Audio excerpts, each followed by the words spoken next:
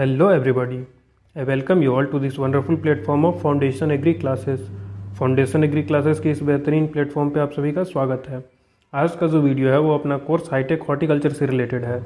इस वीडियो में हम हाईटेक हॉर्टिकल्चर का कंप्लीट कोर्स रिवाइज करने वाले हैं। एक एक टॉपिक यहाँ डिस्कस किया जाएगा और ये वीडियो आपको कहाँ मिल रहा है?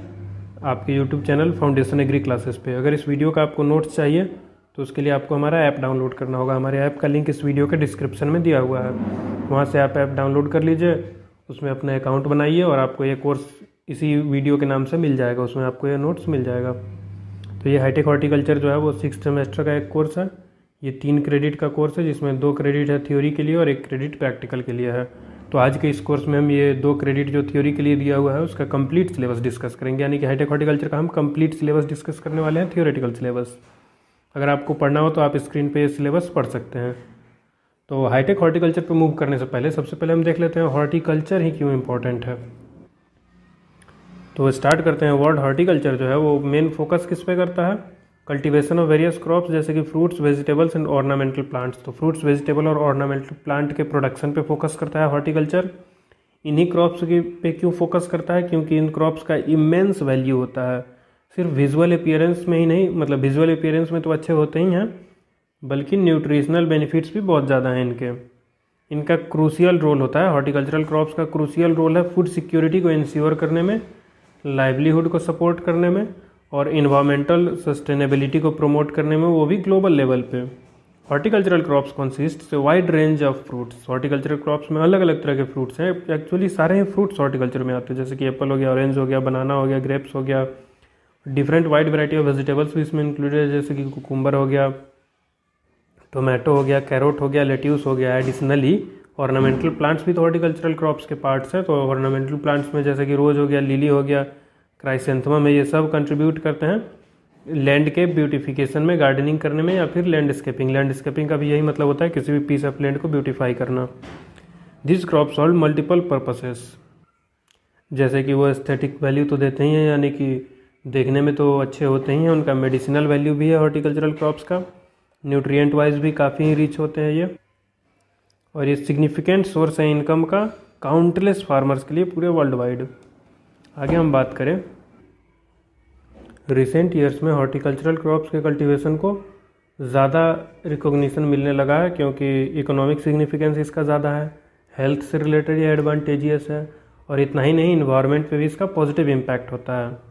ये क्रॉप्स जो होते हैं पैक्ड होते हैं essential vitamins, minerals and antioxidants से, यानी कि ये इसमें rich amount of vitamins, minerals और एंटीऑक्सीडेंट्स प्रेजेंट होते हैं, और इनका एक वाइटल रोल होता है हेल्दी डाइट को बनाने में और रिड्यूस करने में क्रोनिक डिजीजेस के रिस्क को। तो इस वजह से ये हॉर्टिकल्चरल क्रॉप्स का इंपॉर्टेंस हम देख रहे हैं।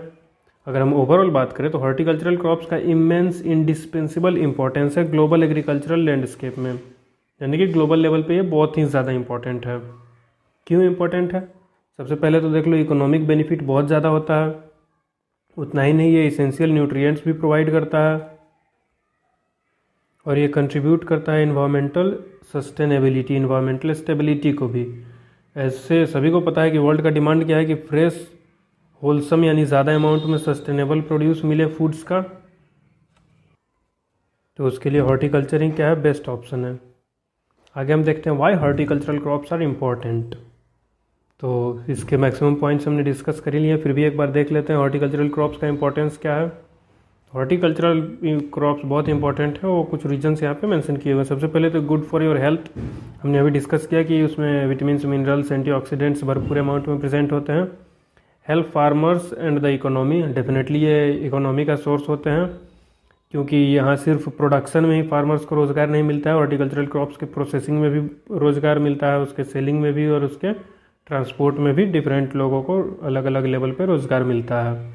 Can be sold to the countries, other countries. Horticultural crops का एक्सपोर्ट भी बहुत ज़्यादा होता है, तो नेशनल लेवल पे इकोनॉमी में ये अच्छा इम्पैक्ट क्रिएट करता है, क्योंकि फॉरेन करेंसी भी अपने को मिलते हैं हॉर्टिकल्चरल क्रॉप्स प्रोड्यूस करने से। अगले बेनिफिट को हम देखें तो ये हेल्प करता है इन्वायरमेंट के लिए, इन्वायरमेंट को सस्टेनेबल बनाता है, ये सॉइल के को हेल्दियर बनाता है और डिफरेंट प्लांट्स एंड एनिमल्स के नंबर को इंक्रीज़ करता है सॉइल में किसी भी पर्टिकुलर एरिया में। और सॉइल के वॉशिंग अवे यानी कि सॉइल इरोजन को भी प्रिवेंट करता है horticultural crops. Looks nice and make people happy, यानी कि यहाँ और एस्थेटिक वैल्यू की बात की जा रही है। लैंडस्केपिंग में बहुत ज़्यादा यूज़ किया जाता है हॉर्टिकल्चरल क्रॉप्स का। Horticultural crops can make a place look really beautiful, बिल्कुल वहाँ ऑर्नामेंटल प्लांट्स आप लगाइए बहुत शानदार दिखेंगे। They make the landscape very much beautiful and a nice place to relax and enjoy. तो ये भी हॉर्टिकल्चरल क्रॉप्स का इंपॉर्टेंस है। मोर क्रॉप्स मोर फूड, पहले भी हमने डिस्कस किया कि फूड सिक्योरिटी में भी हॉर्टिकल्चरल क्रॉप्स का बहुत ही ज़्यादा इंपॉर्टेंस है। और ये तो हम हाईटेक हॉर्टिकल्चर देख रहे हैं, तो यहाँ टेक्नोलॉजी तो यूज़ होना ही है। तो टेक्नोलॉजी का यूज़ करके फार्मर्स ज़्यादा क्रॉप्स ग्रो कर सकते हैं। और इतना ही नहीं, टेक्नोलॉजी का यूज़ करके हम सीजनल बैरियर्स को भी ब्रेक कर सकते हैं और कितना क्रॉप चाहिए और कब चाहिए उतना हम ग्रो कर सकते हैं।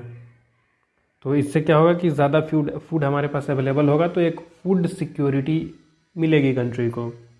बेटर क्वालिटी होती है हॉर्टिकल्चरल क्रॉप्स की। अगर हम टेक्नोलॉजी का यूज़ करेंगे तो वो मेक श्योर करता है कि जो क्रॉप हम प्रोड्यूस कर रहे हैं वो गुड क्वालिटी का हो। और टेक्नोलॉजी का यूज़ करके फार्मर क्या क्या कर सकता है, फार्मर जो है वो कंट्रोल कर सकता है टेम्परेचर को, ह्यूमिडिटी को और लाइट को, ताकि क्रॉप्स जो है वो बेटर ग्रो करें और बेटर टेस्ट मिले क्रॉप्स का। अगले इंपॉर्टेंस की हम बात करें तो सेविंग रिसोर्सेज। तो जब हम हॉर्टिकल्चरल क्रॉप्स को ग्रो करने के लिए टेक्नोलॉजी का यूज़ करेंगे तो वो रिसोर्सेज को सेव करता है, जैसे वाटर को, फर्टिलाइज़र को और एनर्जी को सेव करता है। Farmers can use sensors and machines, sensors का यूज़ कर सकते हैं, मशीन्स का यूज़ कर सकते हैं क्रॉप को राइट अमाउंट ऑफ एवरीथिंग देने के लिए, वो भी राइट अमाउंट ऑफ टाइम में। तो उससे क्या है कि वेस्टेज नहीं होगा और बेटर यूटिलाइजेशन होगा वाटर का भी, फर्टिलाइज़र का भी, एनर्जी का भी और कोई भी दूसरे एग्रीकल्चरल इनपुट का। और इसके फाइनल इंपॉर्टेंस को हम देखें, नॉट फाइनल और भी बहुत सारे इंपॉर्टेंस है, बट यहाँ इस नोट्स के अकॉर्डिंग जो फाइनल इंपॉर्टेंस है वो है सस्टेनेबल फार्मिंग, और बहुत ही ज़्यादा इंपॉर्टेंट है क्योंकि टेक्नोलॉजिकल एडवांसमेंट के साथ हम क्रॉप्स को इस तरह से ग्रो करेंगे कि वो इन्वायरमेंट के लिए अच्छा हो। Different techniques of growing crops like vertical farming, hydroponics, यानी कि वर्टिकली हॉरिजॉन्टल लेवल पे नहीं, वर्टिकल लेवल पे अलग अलग लेयर्स में फार्मिंग की जाए। हाइड्रोपोनिक्स यानी कि वाटर कल्टीवेशन, पानी में खेती, ज़मीन में नहीं। एक वैसे ही एक्वापोनिक्स, ये सब लेस वाटर यूज़ करते हैं और लेस हार्मफुल केमिकल्स यूज़ करते हैं। उतना ही नहीं, इनको ज़रूरत नहीं है ज़्यादा लैंड की भी, मच लैंड भी ज़रूरत नहीं है इन क्रॉप्स को ग्रो करने, इन टेक्निक्स से क्रॉप्स को ग्रो करने के लिए। तो ओवरऑल हम देखें तो horticultural crops are really important for us as well as for the entire world. They give us good food, help our economy and take care of the environment. Okay, अब हम देखते हैं अपना top nursery management and technology. तो nursery management क्या होता है?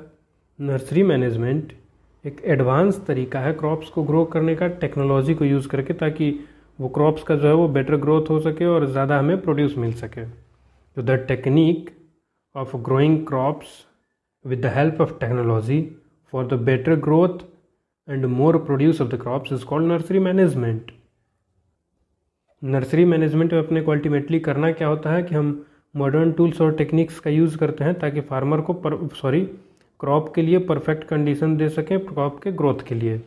Here are some important things to know about nursery management. अब नर्सरी मैनेजमेंट करना क्यों, नर्सरी मैनेजमेंट होता क्या है वो हमने देख लिया। अब नर्सरी मैनेजमेंट क्यों करते हैं, उसका क्या इंपॉर्टेंस है, ये एक बार डिस्कस कर लेते, फिर हम मूव करेंगे कि नर्सरी मैनेजमेंट में हम कौन कौन सा टेक्निक और टेक्नोलॉजी यूज़ करते हैं।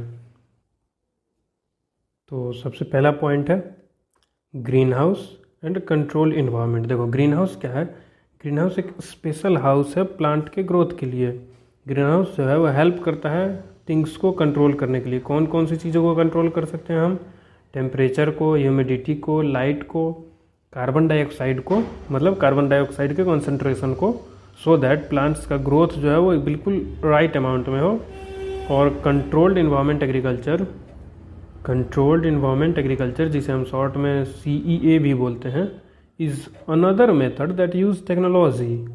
कंट्रोल्ड इन्वायरमेंट एग्रीकल्चर एक दूसरा मेथड है जो वो भी टेक्नोलॉजी का यूज़ करता है परफेक्ट इन्वायरमेंट बनाने के लिए, क्रॉप ग्रोथ के लिए। नर्सरी मैनेजमेंट में अपना दूसरा पॉइंट है ऑटोमेशन एंड रोबोटिक्स, यानी कि हम ऑटोमेटिक सिस्टम्स का यूज़ करेंगे, रोबोट्स का यूज़ करेंगे क्रॉप के कल्टीवेशन के लिए। तो नर्सरी मैनेजमेंट जो है वो यूज करता है मशीन्स को और सेंसर्स को, ताकि make things easier and save time भी बचेगा उससे, और चीज़ें जो डिफरेंट वर्क परफॉर्म करना था फार्मर को, वो मशीन के यूज़ करने से ईजी हो जाएगा। जो मैनुअली करना पड़ता था वो मशीन से हम कर पाएंगे। मशीन से हम प्लांट को वाटर दे सकते हैं, फर्टिलाइज़र दे सकते हैं, या कोई भी दूसरा एग्रीकल्चरल इनपुट दे सकते हैं, जैसे कि इंसेक्टिसाइड, पेस्टिसाइड, या जो भी हमें देना हो। हम लाइट का अमाउंट कंट्रोल करेंगे ताकि ऑप्टिमम अमाउंट में फोटोसिंथेसिस हो प्लांट में। हम रोबोट्स का यूज़ कर सकते हैं प्लांटिंग करने के लिए, हार्वेस्टिंग करने के लिए, सॉर्टिंग प्लांट्स करने के लिए, ताकि एक तरीके के प्लांट्स एक जगह पे हो तो उससे क्या है कि यील्ड भी यूनिफॉर्म मिलेगी। नेक्स्ट पॉइंट है hydroponics and aeroponics. Nursery management में इनका बहुत ज़्यादा इंपॉर्टेंस होता है। हाइड्रोपोनिक्स एंड एरोपोनिक्स जो है ये दोनों स्पेशल तरीका है क्रॉप्स को ग्रो करने का बिना सॉइल के यूज़ के। अब हाइड्रोपोनिक्स की बात करें तो हाइड्रोपोनिक्स में हम वाटर विथ न्यूट्रिएंट्स का यूज़ करते हैं, और एरोपोनिक्स में हम क्या है मिस्ट का यूज़ करते हैं क्रॉप्स को ग्रो करने के लिए। ये दोनों ही मेथड बहुत ज़्यादा इफ़िशियंट हैं, बिकॉज ये just right amount of water and food देते हैं प्लांट को, ताकि प्लांट का ग्रोथ फास्ट हो सके और हमें यील्ड भी ज़्यादा मिल सके। नेक्स्ट इंपॉर्टेंस की हम बात करें नर्सरी मैनेजमेंट में, तो नर्सरी मैनेजमेंट में हम आर्टिफिशियल लाइटनिंग भी देते हैं प्लांट को। अगर प्लांट को सनलाइट कम मिल रही है तो हम आर्टिफिशियल लाइट भी प्रोवाइड करते हैं, ताकि हम मैक्सिमम प्रोड्यूस ले सकें।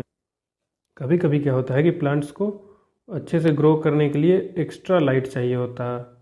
Plants need extra light to grow well. तो नर्सरी मैनेजमेंट में हम स्पेशल लाइट्स का यूज़ करते हैं, ताकि जो प्लांट को एक्स्ट्रा टाइप ऑफ लाइट चाहिए वो दे सकें हम प्लांट्स को। इससे क्या होगा कि ग्रोथ प्लांट का फास्ट होगा और प्रोड्यूस हमें ज़्यादा मिलेगा। अगला पॉइंट है सस्टेनेबल प्रैक्टिसेस। नर्सरी मैनेजमेंट में हम देखते हैं कि इन्वायरमेंट का भी केयर किया जा सके, यानी कि इन्वायरमेंट को ज़्यादा डैमेज ना हो, इन्वायरमेंट पे निगेटिव इम्पैक्ट ज़्यादा ना पड़े। तो ऐसा करने के लिए हम नर्सरी मैनेजमेंट में क्या करते हैं, रिन्यूएबल एनर्जी सोर्सेज के यूज़ करते हैं, जैसे कि सोलर एनर्जी हो गया। हम जो वाटर दे रहे हैं उसको रिसाइकल कर लेते हैं, हम न्यूट्रिएंट्स को वेस्ट होने से बचाते हैं। जितना प्लांट को जब ज़रूरत है उतना ही देते हैं, ताकि उनका यूज इफिशियंसी बढ़े और वेस्ट कम हो। अगला पॉइंट है अपना डाटा एनालिसिस। नर्सरी मैनेजमेंट में डाटा एनालिसिस एक बड़ा ही क्रूशियल स्टेप होता है। नर्सरी मैनेजमेंट में हम डाटा का यूज़ करते हैं बेटर डिसीज़न लेने के लिए, ताकि जो हम डिसीज़न ले वो ज़्यादा सही हो। तो ये कैसे करते हैं, by collecting and analysing information about the things like temperature, nutrient and plant growth stages. इन सब का हम डाटा कलेक्ट करके हम डिसाइड करते हैं कि मिनिमम कितना रिसोर्स हम दे सकते हैं और उससे हम मैक्सिमम कितना यील्ड ले सकते हैं। ये सब कैलकुलेटिव चीज़ें होती हैं। तो इससे क्या है कि एग्रीकल्चरल इनपुट्स का भी सेविंग होता है। तो अल्टीमेटली फार्मर को कम इनपुट डालना पड़ा तो उसका इन्वेस्टमेंट भी कम हुआ, और हम क्रॉप से हमको यील्ड भी ज़्यादा मिलता है, तो फार्मर का रिटर्न भी ज़्यादा मिला। तो इसीलिए हाईटेक हॉर्टिकल्चर इम्पॉर्टेंट हो जाता है। नर्सरी मैनेजमेंट में पेस्ट एंड डिजीज़ मैनेजमेंट बड़ा ही क्रूशियल स्टेप है। वैसे तो पेस्ट एंड डिजीज़ मैनेजमेंट का ज़्यादा ज़रूरत पड़ता ही नहीं है, क्योंकि हम ऑलरेडी प्रोटेक्टेड इन्वायरमेंट में कल्टीवेशन कर रहे हैं। तो अगर बाई चांस कभी ज़रूरत पड़ेगी तो हम नेचुरल मेथड्स कहीं यूज़ करते हैं। इंसेक्टिसाइड, पेस्टिसाइड्स को हम प्रीफर नहीं करते हैं। नेचुरल मेथड से हम करते हैं पेस्ट एंड डिजीज़ को कंट्रोल। IPM वगैरह यूज़ कर लेते हैं, और इसमें क्या है कि prevent problem before they happen. तो एक्सेसिव अटैक होने से पहले ही हम रोकते हैं, तो अपने को केमिकल्स और फर्टिलाइजर्स पेस्टिसाइड्स ज़्यादा यूज़ नहीं करना पड़ता। ओवरऑल अगर हम नटसेल में देखना चाहें, नर्सरी मैनेजमेंट जो है वो मॉडर्न और इफ़िशियंट वे है प्लांट्स को ग्रो करने का टेक्नोलॉजीज़ के मदद से। ये हेल्प करता है प्लांट को बेटर ग्रोथ करने के लिए, ज़्यादा प्रोड्यूस करने के लिए, और फ्यूअर रिसोर्सेज का यूज़ करते हुए, यानी कि रिसोर्सेज सेविंग में भी ये हेल्प करता है।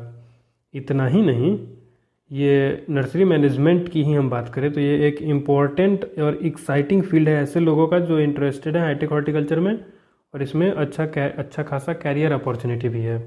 अगर आपको इंटरेस्ट है, आप डिफरेंट कैरियर अपॉर्चुनिटीज सर्च कर सकते हैं नर्सरी मैनेजमेंट से रिलेटेड और हाईटेक से रिलेटेड। आप अपना बिजनेस भी स्टार्ट कर सकते हैं अगर आपको अच्छी नॉलेज हो तो। अब हम देखते हैं नर्सरी मैकेनाइजेशन। नर्सरी मैकेनाइजेशन का सिंपल मतलब है मॉडर्न मशीन का यूज़ करना और इक्विपमेंट्स का यूज़ करना प्लांट्स को ग्रो करने के लिए, ताकि प्लांट्स इजीली ग्रो हों और बेटर यील्ड प्रोड्यूस कर सकें। नर्सरी मैनेजमेंट इन्वॉल्व करता है एडवांस टेक्नोलॉजीज़ का यूज़ करना, ऑटोमेशन का यूज़ करना, रोबोट्स का यूज़ करना डिफरेंट एग्रीकल्चरल एक्टिविटीज़ को परफॉर्म करने के लिए और उन एक्टिविटीज़ को मोर एफिशिएंटली परफॉर्म करने के लिए हम मशीन्स का यूज़ कर सकते हैं, जिससे कि हमारा टाइम भी बचेगा और मनी भी बचेगा, और इतना ही नहीं, प्लांट्स का ग्रोथ भी अच्छा होगा और बेटर क्वालिटी भी प्रोड्यूस होगी। Here are the important things to know about nursery mechanisation. अभी हमने सिंपल चीज़ें देखी थी कि नर्सरी को मैनेज कैसे करते हैं, तो नर्सरी मैनेजमेंट से रिलेटेड पॉइंट्स अभी हमने डिस्कस करा। अब हम देख लेते हैं नर्सरी मैकेनाइजेशन से रिलेटेड पॉइंट्स। फर्स्ट पॉइंट है प्लांटिंग इक्विपमेंट। तो हम डिफरेंट मशीन्स का यूज़ करते हैं सीड प्लांट करने के लिए। हाईटेक नर्सरी मैकेनाइजेशन में हम स्पेशल मशीन्स का यूज़ करते हैं सीड्स को प्लांट करने के लिए या फिर ट्रांसप्लांटिंग में यंग प्लांट्स को प्लांट करने के लिए। और ये मशीन्स जो होती हैं वो बिल्कुल प्रिसाइज सोइंग करती हैं, डिफरेंट टाइप्स ऑफ सॉइल में ये परफॉर्म करती हैं, और बिना सॉइल के कल्टीवेशन जैसे कि हाइड्रोपोनिक्स, एरोपोनिक्स, उन सब में भी ये प्लांटिंग इक्विपमेंट्स का यूज किया जाता है। नेक्स्ट पॉइंट है अपना irrigation and fertigation system. Irrigation तो सिंपल वाटर का एप्लीकेशन हो गया, आर्टिफिशियल एप्लीकेशन ऑफ वाटर, और फर्टिगेशन हो गया कि वाटर के साथ फर्टिलाइज़र मिक्स करके देना, यानी कि फर्टिलाइजेशन एंड इरिगेशन साइमल्टेनियसली करना। देखो हाईटेक नर्सरी मैनेजमेंट में या फिर हाईटेक नर्सरी मैकेनाइजेशन में हम स्पेशल सिस्टम यानी कि स्पेशल मशीन्स का यूज़ करते हैं प्लांट को वाटर करने के लिए और प्लांट्स को फूड देने के लिए, यानी कि फर्टिलाइज़र देने के लिए। This system can deliver just right amount of water and nutrient, right amount of water और राइट अमाउंट ऑफ न्यूट्रिएंट ये मशीन से हम प्रोवाइड कर सकते हैं, राइट टाइम पे दे सकते हैं और राइट क्वांटिटी में दे सकते हैं। तो इससे क्या है कि प्लांट का ग्रोथ जो है वो बहुत मस्त होगा और प्रोड्यूस भी हमको ज़्यादा मिलेगा। तो यहाँ पे 3R का कॉन्सेप्ट आता है, राइट अमाउंट में हम इनपुट देते हैं, राइट टाइम पे देते हैं और राइट प्लेस पे देते हैं। यानी कि जिस पॉइंट, जिस स्पेसिफिक लोकेशन पे इनपुट की ज़रूरत है वहाँ देंगे, जितना ज़रूरत है, जितना प्लांट यूज कर सकता है उतना ही देंगे, और जिस टाइम पे ज़रूरत है जब प्लांट मैक्सिमम यूज कर सकता है उसी टाइम पे देंगे। तो इससे क्या है कि बहुत ही लार्ज क्वांटिटी में एग्रीकल्चरल इनपुट्स का हम सेविंग कर पाते हैं। और ये हम actual amount, right time, right place पे कैसे दे पाते हैं? मशीन्स के हेल्प से, सेंसर्स के हेल्प से। Let's moving to our next point. अगला पॉइंट है प्रूनिंग एंड ट्रिमिंग इक्विपमेंट्स, यानी कि ऐसे इक्विपमेंट्स जो प्लांट को प्रून करने के लिए और प्लांट को ट्रिमिंग करने के लिए यूज़ किए जाते हैं। मशीन्स जो है वो प्लांट को हेल्प कर सकते हैं कट करने के लिए और स्पेसिफिक शेप देने के लिए। They can be programmed, machines को हम प्रोग्राम कर सकते हैं प्लांट को परफेक्ट कट देने के लिए और अनवांटेड पार्ट्स को रिमूव कर देने के लिए प्लांट में से, ताकि इस वजह से क्या होगा कि प्लांट का हेल्थ इंप्रूव होगा और प्लांट का प्रोड्यूस हमें ज़्यादा मिलेगा, यानी कि यील्ड अपने को ज़्यादा मिलेगा, तो इकोनॉमिक बेनिफिट होगा। अगला पॉइंट है harvesting and sorting equipments.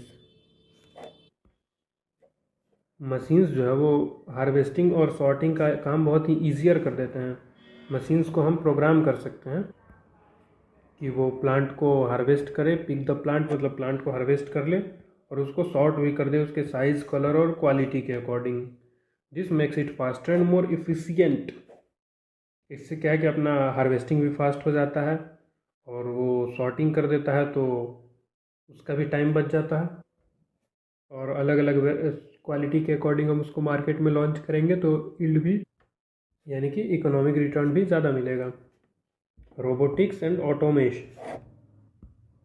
Nursery में मैकेनाइजेशन में हम रोबोट्स का भी यूज़ करते हैं और ऑटोमेशन सिस्टम का भी यूज़ करते हैं। अभी जो हम डिस्कस कर रहे हैं कि प्रोग्राम कर देते हैं तो वो एक तरह से ऑटोमेशन ही हुआ ना।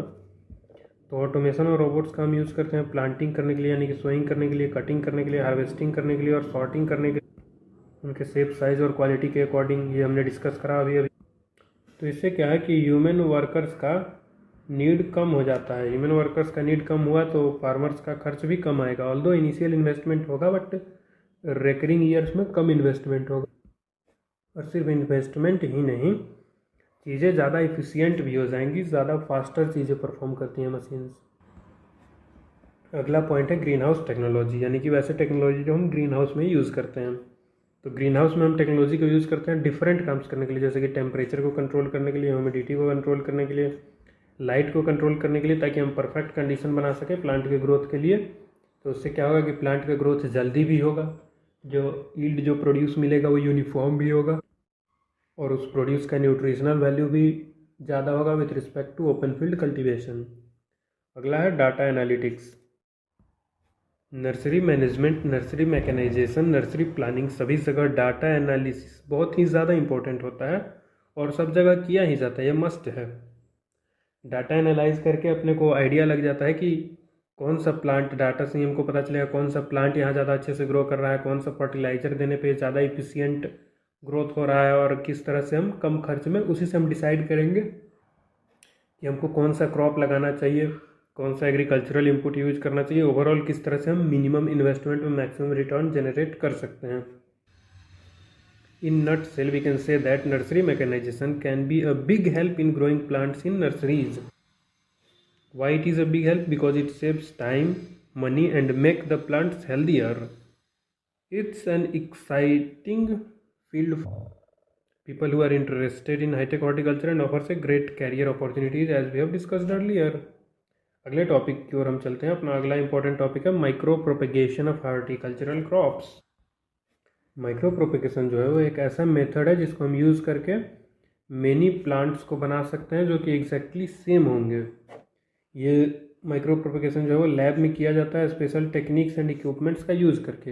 ये मेथड बहुत ज़्यादा पॉपुलर है ग्रोइंग हॉर्टिकल्चरल क्रॉप्स के लिए, because it can make a lot of plants that are healthy and free from diseases. ये सिर्फ ज़्यादा प्लांट्स ही नहीं बनाते हैं, healthy and disease free plants भी बनाते हैं, वो भी बहुत क्विकली। अब देख लेते हैं माइक्रो प्रोपेगेशन काम कैसे करता है, यानी कि स्टेप्स क्या क्या है। सबसे पहले तो choose the right plant part, यानी कि अपने को कौन से प्लांट पार्ट से न्यू प्लांट्स बनाने हैं, वो डिपेंड करेगा कि अपना प्लांट कौन सा है जिससे हमको न्यू प्लांट्स बनाने हैं। यानी कि प्लांट जो हम पेरेंट प्लांट चूज़ कर रहे हैं वो कौन सा है प्लांट, वो अपने कौन से ग्रोथ के स्टेज में है, और हेल्थ कैसी है उस प्लांट की, इस पर हम डिपेंड करता है कि उस प्लांट से हम कौन सा प्लांट पार्ट चूज़ करेंगे माइक्रो प्रोपेगेशन में यूज़ करने के लिए। This is the first step of micro propagation. In this step we have to focus on choosing the healthy plant part, जैसे कि सूट टिप हो गया, लीफ हो गया, या पीस ऑफ द स्टेम हो गया। और जिस भी प्लांट पार्ट को हम चूज करेंगे उसको हम बोलते हैं x plant. The parent plant का वह पार्ट जो हमने चूज करा माइक्रो प्रोपेगेशन के लिए, उस पार्ट को हम बोलेंगे एक्स प्लांट। फिर नेक्स्ट स्टेप क्या होता है कि क्लीनिंग द एक्स प्लांट। जो भी एक्स प्लांट हमने चूज कर लिया है उसको हम केयरफुली क्लीन करेंगे ताकि उस पर कोई भी जर्म्स हो या कोई भी disease causing micro organism present हो तो उसको हम उससे सेपरेट कर दें, ताकि जो एक्स प्लांट है वो हेल्दी रहे और न्यू क्रॉप जो न्यू प्लांट जो हम बनाएंगे वो भी हेल्दी आए। थर्ड जो है ग्रोइंग द एक्स प्लांट। हम एक्स प्लांट को सेलेक्ट कर लिए, उसको क्लीन कर लिए, देन हम क्या करेंगे, एक्स प्लांट को ग्रो कराएंगे। और ग्रो कराते कैसे हैं, वो क्लीन एक्स प्लांट जो है उसको एक स्पेशल न्यूट्रिएंट रिच लिक्विड या जेल पे रख देते हैं। इससे क्या है कि एक्स प्लांट का ग्रोथ एंड डेवलपमेंट अच्छे से हो पाता है। अगला स्टेप है मेकिंग मोर प्लांट्स। एक प्लांट को तो हम ग्रो करा लिए एक्स प्लांट का यूज़ करके, तो फिर अपना माइक्रो प्रोपेगेशन में है क्या, लार्ज नंबर ऑफ प्लांट्स बनाना है। तो वो एक्स प्लांट जो हम लिए हैं उसमें थोड़ा थोड़ा ग्रोथ होने लगेगा, तो उसको दूसरे न्यू मीडियम में ट्रांसफ़र कर देते हैं जिसमें कि मोर न्यूट्रिएंट होता है। तो उससे क्या है कि large number of exactly same plants को हम ग्रो कर पाते हैं।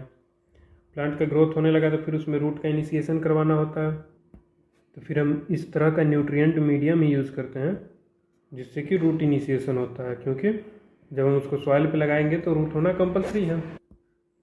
और ये सारा प्रोसेस अभी तक का कहाँ हुआ है, लैब में हुआ है। तो उसके बाद फाइनल स्टेप क्या है, getting use to the out, यानी कि उसको एडाप्टेशन, उसके अंदर एडाप्टेशन की एबिलिटी भी डेवलप होनी चाहिए। तो जो न्यू प्लांट है उसमें रूट आ गया तो उसके बाद उसको ट्रांसफ़र कर देते हैं ग्रीन हाउस या शेडनेट हाउस में, और उसका हम अच्छे से ख्याल रखते हैं जब तक वो रेडी नहीं हो जाए आउटसाइड, यानी कि ग्रीन हाउस से बाहर ओपन फील्ड कंडीशन में लगाने के लिए। यानी कि वो उसमें एडाप्टेशन की एबिलिटी डेवलप कराते हैं हम एक्सटर्नल इन्वायरमेंट से स्लो एक्सपोजर दे के। तो ये था 6 स्टेप किस तरह से माइक्रो प्रोपेगेशन करते हैं। अब हम देखते हैं कि अलग अलग तरीके क्या है माइक्रो प्रोपेगेशन को करने के। जैसे हमने देखा ना, एक्स प्लांट सेलेक्ट करते हैं, यानी कि पेरेंट प्लांट का कौन सा भी पार्ट हम सेलेक्ट कर सकते हैं। तो वहीं पेरेंट पार्ट पेरेंट प्लांट का कौन सा पार्ट सेलेक्ट कर रहे हैं, उस बेसिस पे डिफरेंट मेथड्स है माइक्रो प्रोपेगेशन के। जैसे कि अगर हम सूट को ले रहे हैं, सूट टिप को ले रहे हैं एक्स प्लांट के रूप में, तो उसको हम बोलते हैं सूट टिप कल्चर। तो सूट टिप को लेंगे, उसका क्लीनिंग करेंगे, फिर उसको ग्रोथ मीडिया में डाल के थोड़ा सा ग्रोथ होगा तो सेपरेट उसको अलग एक न्यूट्रिएंट रिच मीडिया में बहुत सारे पार्ट्स में रख देंगे ताकि लार्ज नंबर ऑफ प्लांट बन सके। और फिर उसके बाद उसको क्या है कि शिफ्ट कर देंगे ऐसे मीडिया में जहाँ रूट डेवलपमेंट हो सके। फिर उसको हम ट्रांसफ़र करेंगे प्रोटेक्टिव स्ट्रक्चर में और स्लो एक्सपोजर देंगे इन्वायरमेंटल कंडीशन से, और अच्छे से ख्याल रखेंगे तब तक जब तक वो कैपेबल ना हो जाए ओपन फील्ड कंडीशन में ग्रो करने के लिए।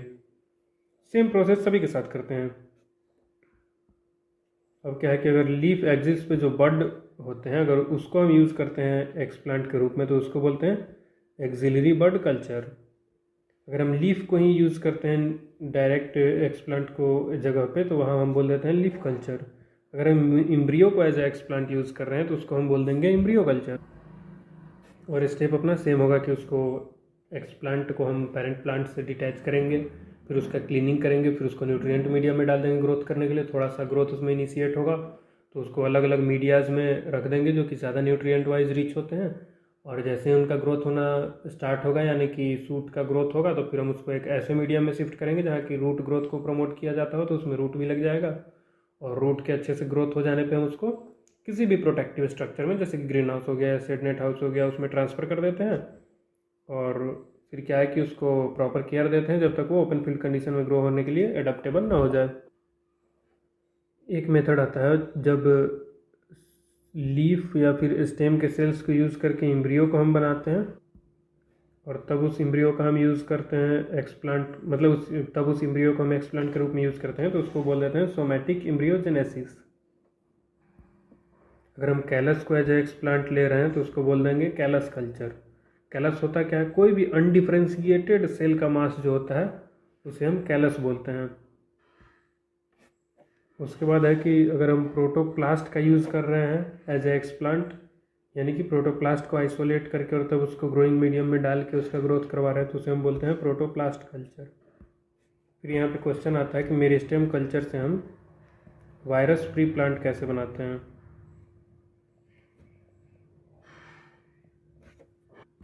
वायरस फ्री प्लांट हम कैसे बनाते हैं? वायरस फ्री प्लांट हम बनाते हैं मेरिस्टेम कल्चर से। मेरिस्टेम क्या है, सूट टिप या रूट टिप पे जो सेल्स प्रेजेंट होते हैं जो कि रैपिडली डिवाइड कर रहे होते हैं, उन्हीं को बोलते हैं मेरिस्टेमेटिक सेल्स। तो उस मेरिस्टेमेटिक सेल का यूज़ करके हम अगर माइक्रो प्रोपेगेशन कर रहे हैं तो उसको बोलते हैं मेरिस्टेम कल्चर। मेरिस्टेम कल्चर कौन से सेल्स को यूज़ करके किया जाता है? Meristematic cells.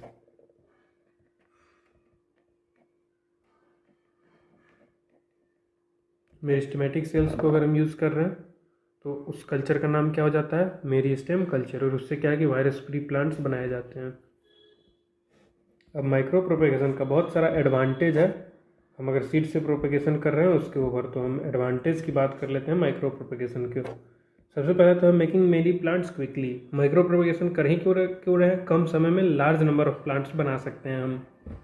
सीड्स से उतने कम टाइम में उतने लार्ज नंबर ऑफ प्लांट्स बनाना पॉसिबल नहीं है।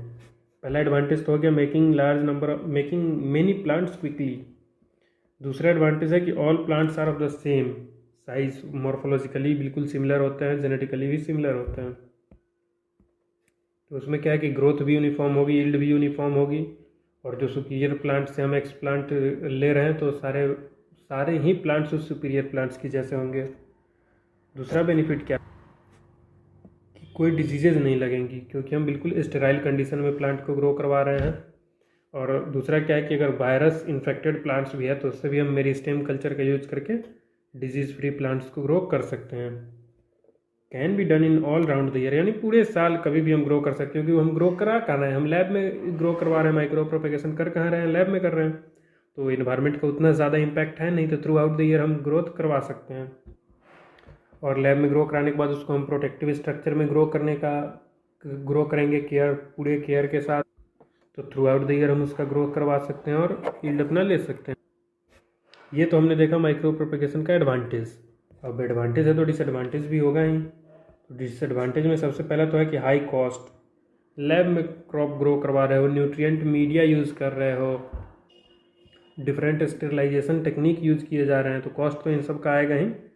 तो कॉस्ट इसमें ज़्यादा लगता है माइक्रो प्रोपेगेशन में। अब लैब में काम हो रहा है तो कभी कभी क्या है कि जेनेटिक चेंजेस भी आ जाते हैं, यानी कि जो हम सुपीरियर प्लांट सेलेक्ट किए तो जो नया प्लांट बनता है, जो प्रोजेनी बनता है, वो बिल्कुल आइडेंटिकल नहीं होता है, वो उससे उतना सुपीरियर नहीं हो पाता है, उसमें जेनेटिक चेंजेस आ जाते हैं, चाहे किसी भी रीजन से आ जाए। तो एक ये डिसएडवांटेज हो जाता है। और तीसरा डिसएडवांटेज क्या है कि स्किल्ड वर्कर्स चाहिए। जैसे सीड लगाना और उससे नया प्लांट ग्रो करना, ये तो कोई भी फार्मर कर लेता है, बट ये माइक्रो प्रोपेगेशन का जो टेक्निक है ये फार्मर्स के बस की बात नहीं है। यानी कि ऐसे फार्मर जो सिर्फ फार्म में सोइंग करते हैं और हार्वेस्टिंग कर लेते हैं, तो उनसे माइक्रो प्रोपेगेशन का टेक्निक नहीं हो पाएगा। इसके लिए नॉलेज चाहिए और एक्सपीरियंस भी चाहिए। तो एक ये डिसएडवांटेज हो जाता है कि इसमें स्किल्ड वर्कर्स की ज़रूरत होती है। आगे हम बात करते हैं कि माइक्रो प्रोपेगेशन का यूज़ कहाँ कहाँ होता है। Micro propagation use in many ways in horticulture. सबसे पहला तो है कि डिजीज़ फ्री प्लांट बनाने के लिए, वो हमने डिस्कस कर लिया किस तरह से बनाते हैं डिजीज़ फ्री प्लांट। दूसरा यूज़ जो है वो है rapid multiplication of desirable plant varieties. जो भी अपना डिज़ायरेबल प्लांट वेराइटी है उसका रैपिड मल्टीप्लिकेशन करा सकते हैं, क्योंकि हम उसके किसी भी प्लांट पार्ट को लेंगे और उससे मल्टीपल प्लांट्स बना देंगे, वो भी बिल्कुल कम टाइम में। तीसरा यूज है conservation of rare and endangered plant species, क्योंकि यहाँ पे अगर एक प्लांट भी है तो उससे हम मिलियंस ऑफ प्लांट्स जनरेट कर सकते हैं। इसका हम यूज़ करते हैं conservation of endangered plant species में भी। चौथा है प्लांट ब्रीडिंग। तो अब प्लांट ब्रीडिंग में हम किसी प्लांट पे कोई टेस्ट करना चाह रहे हैं और अगर वो प्लांट एक ही अवेलेबल है हमारे पास, तो हम तुरंत माइक्रो प्रोपेगेशन टेक्निक का यूज़ करेंगे और उस प्लांट से एकदम genetically similar large number of plants बना देंगे और फिर अपना टेस्ट जो भी परफॉर्म करना है वो परफॉर्म करेंगे। अगला पॉइंट है produce plants with desirable traits. Micro propagation का यूज़ करके हम ऐसे प्लांट्स ग्रो करवा सकते हैं जिसमें स्पेसिफिक डिज़ायरेबल ट्रेट्स है, जैसे कि फास्टर ग्रो करना, हाई यील्ड होना या फिर इम्प्रूव्ड क्वालिटी। तो उसके लिए अपने को करना क्या है, बड़ा सिंपल है, सिर्फ वो सेल ही सेलेक्ट करना है जिसमें वो स्पेसिफिक फीचर हो और उस सेल का यूज़ करके हम पूरा नया प्लांट बना देंगे, तो उस नया प्लांट में वो पर्टिकुलर कैरेक्टर आ जाएगा। तो इस तरह से हम माइक्रो प्रोपेगेशन से भी एक न्यू वैरायटी को डेवलप कर सकते हैं जो कि मार्केट की डिमांड को फुलफिल कर रहा हो। तो अगर हम नट सेल में देखना चाहें तो हमने ये समझने की कोशिश की कि micro propagation is an important technique in horticulture as it enables the production of high quality planting material in a short amount of time. This can improve crop yield, ensure genetic uniformity, and provide a disease-free plants. Despite of some challenges, the benefits of micropropagation make it a valuable tool in the field of horticulture crops production. अब हम अपने next important topic की ओर बढ़ते हैं, जो कि है modern field preparation and planting methods. तो सबसे पहले हम देख लेते हैं मॉडर्न फील्ड प्रिपरेशन के मेथड्स को, फिर हम देखेंगे प्लांटिंग मेथड्स को। तो मॉडर्न फील्ड प्रिपरेशन और प्लांटिंग मेथड जो हॉर्टिकल्चर में हम यूज़ करते हैं, उसने क्या किया है, ट्रांसफॉर्म कर दिया है the ways of crops grown, और उससे क्या है कि बेटर क्वालिटी मिल रही है और हाई यील्ड मिल रहा है। मॉडर्न फील्ड प्रिपरेशन मेथड जो है वो उसमें यूज़ करते हैं हम एडवांस्ड टेक्नोलॉजी और इक्विपमेंट्स और टेक्निक्स, जिससे कि हम प्रिपेयर करते हैं फील्ड को और प्लांट क्रॉप्स को इफ़िशियंटली ग्रोथ के लिए। एक इम्पॉर्टेंट एस्पेक्ट जो है फील्ड प्रिपरेशन का वो है सॉइल प्रिपरेशन।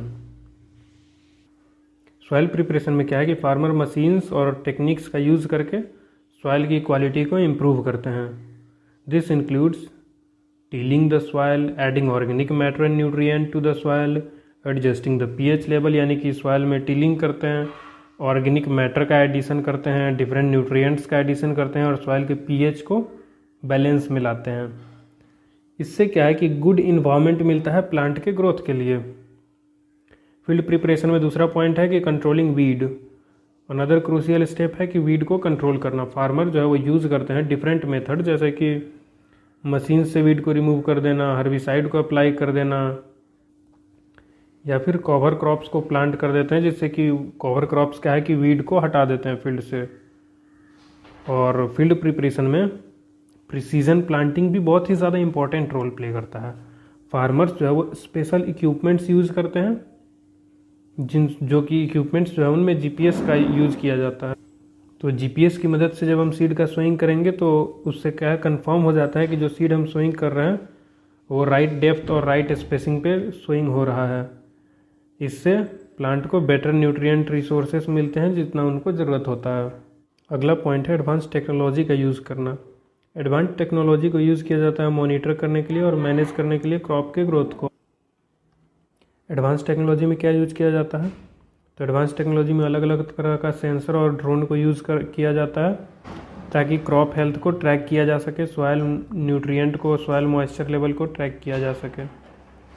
इससे क्या है कि फार्मर्स को इन्फॉर्म्ड डिसीजन लेने में हेल्प मिलता है और क्रॉप को मैनेज करने में हेल्प मिलता है।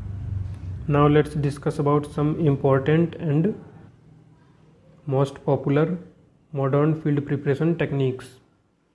तो कुछ इंपॉर्टेंट टेक्निक्स जैसे कि मिनिमम टिलेज, स्ट्रिप टिलेज और नो टिलेज का यूज़ किया जाता है। मिनिमम टिलेज जो है, minimum tillage involves shallow tilling, यानी कि कम टिलिंग करते हैं to prevent soil structure and reduce erosion, यानी कि थोड़ा थोड़ा टिलिंग किया जाता है उसमें ताकि सॉयल के स्ट्रक्चर को ज़्यादा डैमेज ना पहुँचे और सॉयल इरोजन ना हो। स्ट्रिप टिलेज में क्या करते हैं, एक नैरो स्ट्रिप बनाते हैं जहाँ की क्रॉप्स को प्लांट कर दिया जाता है और बाकी फील्ड को डिस्टर्ब नहीं किया जाता है। और नो टिलेज टेक्निक में क्या है कि टिलेज करते ही नहीं है, बिल्कुल डिस्टर्ब नहीं करते हैं सॉइल को, डायरेक्ट सीड को प्लांट कर देते हैं अनडिस्टर्ब सॉइल में और सॉइल स्ट्रक्चर और मॉइस्चर लेवल को बिल्कुल भी डिस्टर्ब नहीं किया जाता है। दूसरे मेथड्स की भी हम बात करें जो कि ऐसा नहीं कि अच्छे नहीं बट वो उतने ज़्यादा पॉपुलर नहीं हैं, तो उन मेथड्स में आ जाते हैं laser land levelling, controlled traffic farming and cover cropping. तो लैंड लेज़र लेवलिंग में क्या होता है, इसका यूज़ करने से वाटर का distribution through out the field evenly हो पाता है। कंट्रोल्ड टेरिफ फार्मिंग में क्या होता है कि सॉयल कम्पैक्शन रिड्यूस होता है, यानी कि सॉयल ज़्यादा कॉम्पैक्ट नहीं रहता है, सॉयल जिसे हम भुरभुरी मिट्टी बोलते हैं उस तरह का होता है। कवर क्रॉपिंग मेथड में हम क्या करते हैं, कवर क्रॉप्स को ग्रो कराते हैं जिससे कि सॉयल फर्टिलिटी इंप्रूव होती है, सॉयल इरोजन को भी रिड्यूस करते हैं कवर क्रॉप्स और वीड के ग्रोथ को भी सप्रेस करते हैं। In nutshell modern field preparation method focus on improving soil health, water use efficiency and reducing disturbances in the field और in the soil. This leads to healthier plant growth and higher crop yield. अब हम discuss करेंगे planting methods. Field preparation method हमने discuss कर लिया, अगला topic है अपना प्लांटिंग मेथड्स। प्लांटिंग मेथड जो है वो ऐसा टेक्निक है जो कि फार्मिंग में यूज़ किया जाता है इम्प्रूव करने के लिए प्लांटिंग के प्रोसेस को, यानी कि सीड्स और सीडलिंग्स को प्लांट करने के प्रोसेस को इम्प्रूव करने के लिए प्लांटिंग मेथड यूज़ किया जाता है। इस मेथड का एम क्या होता है कि प्लांटिंग को ईजियर करना और यील्ड को इम्प्रूव करना, और इतना ही नहीं टाइम और इफर्ट्स को भी सेव करता है ये। अब मॉडर्न प्लांटिंग मेथड के कुछ एग्जांपल्स हम यहाँ पे डिस्कस कर लेते हैं। सबसे पहला तो है डायरेक्ट सीडलिंग। डायरेक्ट सीडलिंग का यूज़ करके हम सोइंग करते हैं, दूसरा है ट्रांसप्लांटिंग करते हैं और तीसरा है प्रिसीजन प्लांटिंग और चौथा है नो टिलेज प्लांटिंग, पांचवा है स्ट्रिप टिलेज। तो ये 5 मेथड हम डिस्कस करने वाले हैं प्लांटिंग के। और भी मेथड्स हैं बट ये 5 ज़्यादा इंपॉर्टेंट है तो इनको हम यहाँ पे डिस्कस कर लेते हैं। सबसे पहला है डायरेक्ट सीडलिंग। ये मेथड से हम सीड्स को डायरेक्टली ग्राउंड में पुट कर देते हैं स्पेशल टूल्स का यूज़ करके। ये मेथड लेबर कॉस्ट को बचाता है और सीड ग्रोथ के लिए भी अच्छा होता है। दूसरा है transplanting. Transplanting involves growing seedling in a nursery. Transplanting में सबसे पहले तो सीडलिंग को हम नर्सरी में ग्रो कराते हैं, then moving them in the field. तब फिर नर्सरी में ग्रोथ कराने के बाद उसको नर्सरी से निकाल के हम फील्ड में लाते हैं। नर्सरी से ला के हम उन्हें स्मॉल प्लांट्स को फील्ड में लगा देते हैं। तो ऐसा हम क्यों करते हैं, क्योंकि बेटर कंट्रोल मिलता है प्लांट ग्रोथ पे और अर्लियर हार्वेस्टिंग भी हम कर सकते हैं इस मेथड का यूज़ करने से। तीसरा है प्रिसीजन प्लांटिंग। प्रिसीजन वर्ड आ गया तो जीपीएस का यूज़ होगा ही। Precision planting uses advance technology जैसे कि जीपीएस हो गया टू प्लांट सीड्स और सीडलिंग्स इन परफेक्ट स्पॉट। तो इससे क्या फ़ायदा होता है कि प्लांट को सही जगह पे लगाएंगे तो उसका ग्रोथ इवन होगा, through out the field even growth होगा प्लांट का और उससे क्या है कि क्रॉप की यील्ड ज़्यादा मिलेगी। अगला है नो टिल प्लांटिंग। तो यहाँ भी नाम से ही पता चल रहा है कि हम टिलेज करेंगे ही नहीं। Seeds are planted without digging up the soil, तो इससे सॉइल इरोजन नहीं होता है और गुड इन्वायरमेंट मिलता है प्लांट के ग्रोथ के लिए। अगला और अपना फाइनल मेथड ऑफ प्लांटिंग है वो है स्ट्रिप प्लांटिंग। इस मेथड में सिर्फ एक छोटा सा डिग करते हैं एक स्मॉल स्ट्रिप बनाने के लिए, जहाँ पे कि हम सीड को प्लांट कर देते हैं और बाकी पूरे फील्ड को हम अनडिस्टर्ब्ड छोड़ देते हैं। इससे क्या है, सॉइल इरोजन कम होता है और वाटर एब्जॉर्प्शन अच्छे से होता है, सॉइल का मॉइस्चर मेंटेन रहता है। अगर नटसेल में हम बात करें प्लांटिंग मेथड्स की, तो using modern planting methods is important for sustainable farming and meeting the demand for food. Farmers can use these methods to make the most of their resources while taking care of the environment. यानी कि modern planting method का use हमको करना चाहिए ताकि हम sustainable farming को practice कर सकें और फूड का जो डिमांड है उसको भी फुलफ़िल कर सकें। फार्मर्स जो है इस मॉडर्न मेथड का यूज़ करते हैं अपने रिसोर्सेज को अच्छे से यूज़ करने के लिए और साथ ही अपने इन्वायरमेंट को भी डैमेज होने से बचाने के लिए।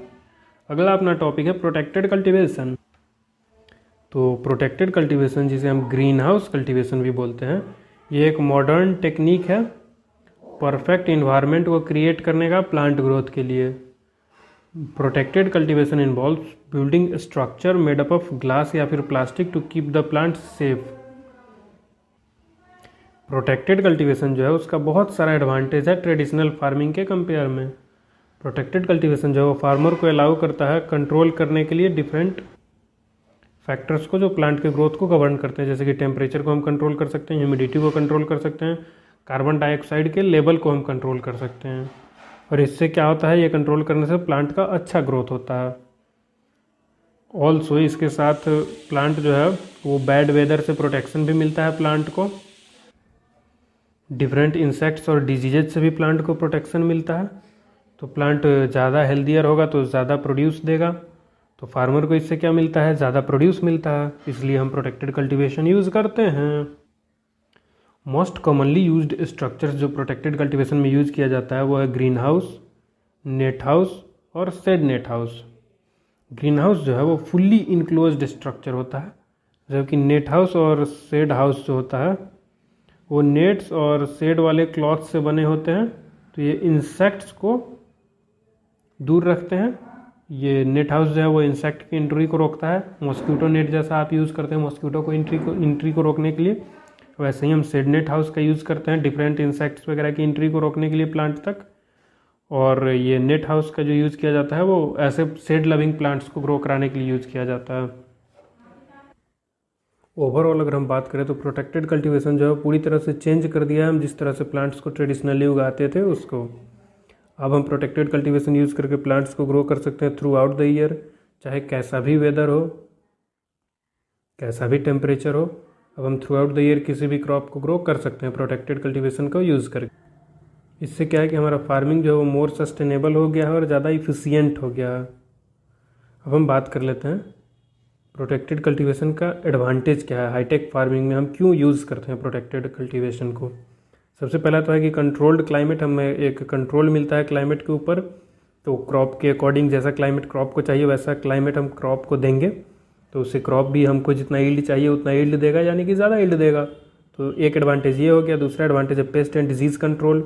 एक तो प्रोटेक्टेड स्ट्रक्चर है तो वहाँ पेस्ट और डिजीज़ का अटैक होना ही बहुत मुश्किल है, और अगर बाई चांस थोड़ा बहुत अटैक होता भी है तो हम इनिशियल स्टेज में ही उसको कंट्रोल कर लेते हैं, और वो भी नेचुरल मेथड्स का यूज़ करके। तो केमिकल्स और पेस्टिसाइड्स का यूज़ नहीं करना पड़ता है।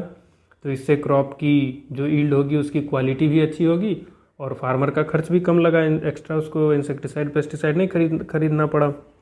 वाटर कंजर्वेशन, प्रोटेक्टेड स्ट्रक्चर में हम वाटर को ज़्यादा इफ़िशियंट तरीके से यूज़ करते हैं। वहाँ क्या है कि फार्मर्स कैलकुलेट कर लेते हैं कितना पानी का ज़रूरत है प्लांट को, और उतना ही पानी दिया जाता है क्योंकि इवेपोरेटिव लॉस भी बहुत ज़्यादा नहीं होना है। अगला एडवांटेज है हाई ईल्ड, क्योंकि प्लांट को जैसा क्लाइमेट चाहिए वैसा क्लाइमेट उसको मिल रहा है, तो फिर हमको प्लांट से जैसा ईल्ड चाहिए वैसा ईल्ड हमको प्लांट दे रहा है। सिंपल सी बात है। और जो ईल्ड मिलेगा वो बेटर क्वालिटी का होगा, क्योंकि प्रोटेक्टेड कल्टीवेशन में सारे प्लांट को जितना जैसा इन्वायरमेंट चाहिए, जैसा टेम्परेचर चाहिए, जैसा पीएच चाहिए, जितना पानी चाहिए, जितना फर्टिलाइजर चाहिए, सब कुछ ऑप्टिमम अमाउंट में मिल रहा है। तो सारे प्लांट का ग्रोथ भी यूनिफॉर्म होता है और क्वालिटी भी सुपीरियर होती है। लॉन्गर सेल्फ लाइफ, अगर हम प्लांट को बिल्कुल हेल्दी कंडीशन में रख रहे हैं तो उसका प्रोड्यूस जो होगा वो भी बिल्कुल हेल्दी होगा, और बिल्कुल हेल्दी होने का मतलब है कि उसका सेल्फ लाइफ भी ज़्यादा होगा। प्लांट हेल्दी है, उसका प्रोडक्ट सुपीरियर है, उसको हम बिल्कुल राइट टाइम पे हार्वेस्ट कर ले रहे हैं, तो डेफिनेटली उसका सेल्फ लाइफ बढ़ ही जाएगा। अगर हम ओवरऑल बात करें तो प्रोटेक्टेड कल्टीवेशन जो है इम्पॉर्टेंट पार्ट है हाईटेक फार्मिंग का। इसके बेनिफिट्स की बात करें तो हम क्लाइमेट को कंट्रोल कर सकते हैं, पेस्ट एंड डिजीज़ को कंट्रोल कर सकते हैं, वाटर कंजर्वेशन इसमें हो जाता है, हायर यील्ड हमको मिलता है, जो प्रोड्यूस होता है वो बेटर क्वालिटी का होता है और प्रोड्यूस का सेल्फ लाइफ भी ज़्यादा होता है। These advantages make protected cultivation a great way for growing crops, especially in places with bad weather prevailing, not a lot farming। मतलब ये एडवांटेज जो है इससे क्या है कि हम प्रोटेक्टेड कल्टीवेशन वहाँ भी कर सकते हैं जहाँ की क्रॉप के लिए फेवरेबल वेदर कंडीशन अवेलेबल नहीं है, या कोई ऐसा जगह जहाँ की लैंड बहुत कम है, तो वहाँ हम प्रोटेक्टेड स्ट्रक्चर का यूज कर सकते हैं। So let's move on to the next topic. Next topic है अपना कंट्रोल्ड कंडीशंस। प्रोटेक्टेड कल्टीवेशन का मतलब ही होता है कि प्लांट्स को ग्रो करना इन अ कंट्रोल्ड इन्वायरमेंट। तो कंट्रोल्ड इन्वायरमेंट में हम क्यों ग्रो करते हैं? क्योंकि वो ज़्यादा अच्छा होता है उनको बाहर उगाने से, which is better than growing them outside. यानी ओपन फील्ड कंडीशन में क्रॉप्स को ग्रो करने से ज़्यादा अच्छा है हम क्रॉप्स को प्रोटेक्टेड इन्वायरमेंट में ग्रो करें।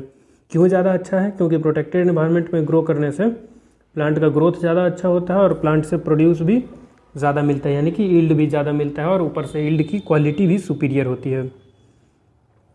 प्रोटेक्टेड कल्टीवेशन में हम क्या करते हैं कि इन्वायरमेंट को कंट्रोल करते हैं ताकि प्लांट का ग्रोथ ज़्यादा अच्छे तरीके से हो सके। इसका क्या मतलब हुआ कि हम प्रोटेक्टेड कंडीशन में टेम्परेचर को, ह्यूमिडिटी को, लाइट को और वाटर अवेलेबिलिटी को कंट्रोल करते हैं, और इन चीज़ों को कंट्रोल करके हम लोग प्लांट के ग्रोथ को फास्टर कर पाते हैं, हम लोग यील्ड ज़्यादा ले पाते हैं और यील्ड की क्वालिटी अच्छी होती है, वो हेल्थ के लिए ज़्यादा अच्छा होता है। देखो एक एडवांटेज तो है प्रोटेक्टेड कल्टीवेशन का कि हम ऑल राउंड द ईयर किसी भी क्रॉप को ग्रो कर सकते हैं, चाहे no matter what the weather is like, चाहे वेदर बाहर का कैसा भी हो, हम प्रोटेक्टेड कल्टीवेशन में थ्रू आउट द ईयर किसी भी क्रॉप को कल्टीवेट कर सकते हैं। जबकि नॉर्मल फार्मिंग में बैड वेदर जो है वो क्रॉप को पूरी तरह से डिस्ट्रॉय कर देता है, लेकिन प्रोटेक्टेड कल्टीवेशन में हम प्रोटेक्ट कर पाते हैं क्रॉप्स को बैड वेदर से। That's why it is called protected condition. Protected cultivation reduce कर देता है नीड ऑफ केमिकल्स को, चाहे वो इंसेक्टिसाइड हो या पेस्टिसाइड हो, क्योंकि हम ऑलरेडी प्रोटेक्टेड कंडीशन में लगा रहे हैं तो इनका अटैक ऑलरेडी कम होगा, और बाई चांस अगर थोड़ा बहुत भी होता है तो हम नेचुरल मेथड से इनको कॉप अप कर सकते हैं। By controlling the environment we can make it harder for pest and disease to harm the plants. बिल्कुल, कंट्रोल्ड इन्वायरमेंट में पेस्ट और डिजीज़ के लिए प्लांट को अटैक कर पाना ही मुश्किल होता है। इसका क्या मतलब हुआ कि हमको कोई भी केमिकल यूज़ करने का ज़रूरत नहीं पड़ता है, और ये क्या है कि हमारे लिए भी बेटर है और इन्वायरमेंट के लिए भी बेटर है कि हम कोई भी केमिकल्स यूज़ नहीं कर रहे हैं प्लांट में। आगे बात करें हम दूसरे बेनिफिट की, तो another benefit is that protected cultivation help us use water and other resources in a better manner. Water और कोई भी अदर रिसोर्सेज को हम कम ही यूज़ करते हैं, जितना ज़रूरत है उतना ही यूज़ करते हैं, रिसोर्सेज का वेस्टेज नहीं होता है। We can give plants the right amount of water. हम एक्चुअल जितना प्लांट को पानी का ज़रूरत है उतना ही देते हैं, तो उससे क्या है कि पानी वेस्ट नहीं होता है। हम पानी को रिसाइकल भी कर सकते हैं, लीचिंग लॉस वगैरह कम होते हैं वहाँ पे, और न्यूट्रिएंट्स को भी रिसाइकल कर सकते हैं हम, और ये क्या है कि इन्वायरमेंट के लिए भी अच्छा है। अगर हम ओवरऑल बात करें तो protected cultivation is a better way to grow crop plants with respect to the traditional farming. Traditional farming से ज़्यादा अच्छा है प्रोटेक्टेड कंडीशन, क्योंकि उसके डिफरेंट बेनिफिट्स अभी हमने डिस्कस किए। It help us to control the growing conditions. ये प्रोटेक्टेड कल्टीवेशन अच्छा क्यों है? क्योंकि हम इसमें ग्रोइंग कंडीशन को कंट्रोल कर सकते हैं, क्रॉप्स को through out the year grow कर सकते हैं, केमिकल्स वगैरह का कम यूज़ करते हैं, और रिसोर्सेज का बेटर यूटिलाइजेशन कर पाते हैं, तो लेस इनपुट से हमें ज़्यादा आउटपुट मिल पाता है। और प्रोटेक्टेड कल्टीवेशन जो है इंपॉर्टेंट टेक्निक है मॉडर्न फार्मिंग का। अब हम बात करते हैं methods of protected cultivation. Protected cultivation का बड़ा सिंपल सा मतलब है कि प्लांट को प्रोटेक्टेड एरिया में लगाना, जैसे कि ग्रीन हाउस हो गया, नेट हाउस हो गया, पॉली हाउस हो गया, और भी मल्टीपल एग्जांपल्स हैं। इन प्लेसेस पे प्रोटेक्शन मिलता है प्लांट को बैड वेदर से, पेस्ट से, डिजीज से, और उतना ही नहीं, सिर्फ प्रोटेक्शन ही नहीं मिलता है, प्लांट को सारे एग्रीकल्चरल इनपुट्स राइट अमाउंट में मिलते हैं, तो प्लांट का ग्रोथ अच्छे से हो पाता है। There are different ways to do protected cultivation. हम अलग अलग तरीके से यूज़ कर सकते हैं प्रोटेक्टेड कल्टीवेशन, जैसे कि ग्रीन हाउस का यूज़ करके, नेट हाउस का यूज़ करके, पॉली हाउस का यूज़ करके, शेड हाउस का यूज़ करके। तो हम चारों को एक 1 बाय 1 करके देख लेते हैं। देखो ग्रीन हाउस क्या होता है? ग्रीन हाउस एक बिल्डिंग है जिसका क्लियर रूफ और वॉल होता है। ग्रीन हाउस में क्या है कि सनलाइट ट्रैप हो जाता है इनसाइड में और टेम्परेचर को बढ़ाता है। ग्रीन हाउस ग्लास का बना हो सकता है, प्लास्टिक का बना हो सकता है, पीवीसी का बना हो सकता है या किसी और भी मटेरियल का बना हो सकता है। ग्रीन हाउस में हम टेम्परेचर को कंट्रोल कर पाते हैं, ह्यूमिडिटी को कंट्रोल कर पाते हैं, लाइट को कंट्रोल कर पाते हैं ताकि प्लांट का ग्रोथ अच्छे से हो सके। ये ग्रीन हाउस भी दो तरह का होता है, एक fully ventilated, partially ventilated. Active green house होता है, पैसिव एक्टिव मतलब एक्टिव कूलिंग के लिए इक्विपमेंट्स लगाए होते हैं, पैसिव कूलिंग के लिए इक्विपमेंट्स लगाए होते हैं। तो ग्रीन हाउस के भी फर्दर बहुत सारे क्लासिफिकेशन है, बट हम यहाँ ओवरऑल देख रहे हैं कि कितने तरीके से हम प्रोटेक्टेड कल्टीवेशन कर सकते हैं। तो एक तो तरीका हो गया ग्रीन हाउस का यूज़ करके, बाकी उसको डिटेल में हम आगे देखेंगे। दूसरा तरीका है नेट हाउस का यूज़ करके। तो नेट हाउस क्या है कि बिल्डिंग्स कवर्ड विथ नेट, यानी कि एक फ्रेम स्ट्रक्चर होता है जिसे हम नेट से कवर कर देते हैं तो वो नेट हाउस बन जाता है। प्रोटेक्टेड प्लांट्स फ्रॉम द, ये ग्रीन नेट हाउस जो है वो प्लांट्स को प्रोटेक्ट करता है एक्सेस सनलाइट से, विंड से, इंसेक्ट पेस्ट के अटैक से। नेट हाउस जो है let air in and reduce the sunlight. Net house से एयर तो आर पार आ जा सकता है, और नेट हाउस है तो एक कहीं ना कहीं शेड प्रोवाइड कर ही रहा है, तो सनलाइट कम आता है प्लांट्स पे। तो इनके लिए वही प्लांट्स सूटेबल होते हैं जो शेड लवर्स होते हैं। और नेट हाउस जो होता है ग्रीन हाउस से रिलेटिवली चीपर होता है और इसका केयर करना भी रिलेटिवली आसान होता है with compare to green house. अगला है अपना पॉली हाउस। पॉली हाउस ऐसा बिल्डिंग होता है जो प्लास्टिक का बना होता है और ये प्लांट को प्रोटेक्ट करते हैं बैड वेदर से प्रोटेक्ट करते हैं, प्लांट को पेस्ट से प्रोटेक्ट करते हैं और डिफरेंट डिजीजेस के अटैक से प्रोटेक्ट करते हैं। पॉली हाउस भी ग्रीन हाउस की तरह ही होता है बट चीपर होता है और ईजियर होता है इसको बनाना। और पॉली हाउस में प्लांट को एक अच्छा जगह, एक सेफ जगह, एक प्रोटेक्टेड जगह मिल पाता है प्रॉपर ग्रोथ करने के लिए। अगला है अपना शेड हाउस। शेड हाउस ऐसा बिल्डिंग होता है जो प्लांट को शेड देता है ग्रोथ करने के लिए। तो शेड लिविंग प्लांट्स लगाए जाते हैं शेड हाउस में। शेड हाउस जो होता है वो क्लॉथ होता है, एक फ्रेम्ड स्ट्रक्चर के ऊपर क्लॉथ कवरिंग होती है जो कि रिड्यूस कर देता है सनलाइट को। शेड हाउस जो है ऐसे प्लांट्स के लिए अच्छा होता है जिनको थोड़ा छाया जो चाहिए होता है, जैसे कि कुछ फ्लावर्स हो गए और कुछ वेजिटेबल्स हो गए जो एक्सेस सनलाइट पे उनमें विल्टिंग वगैरह की दिक्कत आ जाती है, तो ऐसे प्लांट्स को हम शेड हाउस में लगाते हैं। तो ये 4 तरीके हमने देखे प्रोटेक्टेड कल्टीवेशन करने का। Using this protected cultivation methods in modern farming give us more crops. इन सब मेथड से का यूज़ करके हमको ज़्यादा क्रॉप मिलेगा, बेटर क्वालिटी मिलेगी, हमें केमिकल्स का कम यूज़ करना पड़ेगा। We can grow crops all round the year. सबसे मेन एडवांटेज तो यही होता है कि थ्रू आउट द ईयर हम कल्टीवेट कर सकते हैं। जिस क्रॉप का डिमांड हो उस क्रॉप को हम throughout the year cultivate करें तो अपने को अच्छा इकोनॉमिक रिटर्न मिलेगा। Protect them from bad weather से भी प्रोटेक्शन देता है। और प्रोटेक्टेड कल्टीवेशन में हम ऐसे प्लांट्स को भी ग्रो कर सकते हैं जो नेचुरली उस पर्टिकुलर वेदर में ग्रो नहीं होते। अब हम बात करेंगे डिफरेंट टेक्निक्स कौन कौन सी हैं प्रोटेक्टेड कल्टीवेशन को करने का। ये तो वहीं लिखा हुआ है जो बार बार रिपीट हो गया। तो सबसे पहला टेक्निक होता है green house cultivation. Green house cultivation भी हमने अभी अभी देखा कि क्या क्या होता है और किस किस से प्रोटेक्शन प्रोवाइड करता है। फिर दूसरा टेक्निक है हाइड्रोपोनिक कल्टीवेशन, यानी कि पानी का यूज़ करना। Hydroponic cultivation plants are grown without the soil, soilless cultivation भी इसको बोलते हैं। Instead their roots are in water with special nutrients. इसमें वाटर और न्यूट्रिएंट सॉल्यूशन का यूज़ किया जाता है प्लांट को ग्रो करने के लिए। इससे क्या है कि प्लांट का ग्रोथ फास्टर होता है और अपने को ज़्यादा यील्ड मिलता है। गिव मोर क्रॉप की जगह पे गिव मोर प्रोड्यूस होगा, मोर यील्ड, ठीक, और सुपीरियर क्वालिटी का यील्ड मिलता है। अगला टेक्निक है एयरोपोनिक टेक्निक। एयरोपोनिक जैसा कि नाम से मालूम चल रहा है, यहाँ हाइड्रोपोनिक में प्लांट के रूट वाटर में डूबे हुए थे। एयरोपोनिक कल्टीवेशन ये थोड़ा सा उससे डिफरेंट है। इसमें प्लांट के रूट्स जो होते हैं वो एयर में रहते हैं और उनको हम स्प्रे करते हैं न्यूट्रिएंट्स के सॉल्यूशन से, यानी कि वाटर दैट हैज़ न्यूट्रिएंट, वैसे सॉल्यूशन से हम स्प्रे करते हैं रूट्स पे। इस मेथड से क्या है कि हाइड्रोपोनिक से रिलेटिवली कम पानी यूज़ होता है और प्लांट ग्रो ज़्यादा क्विकली करता है। तीसरा हो गया, चौथा टेक्निक है शेडनेट कल्टीवेशन।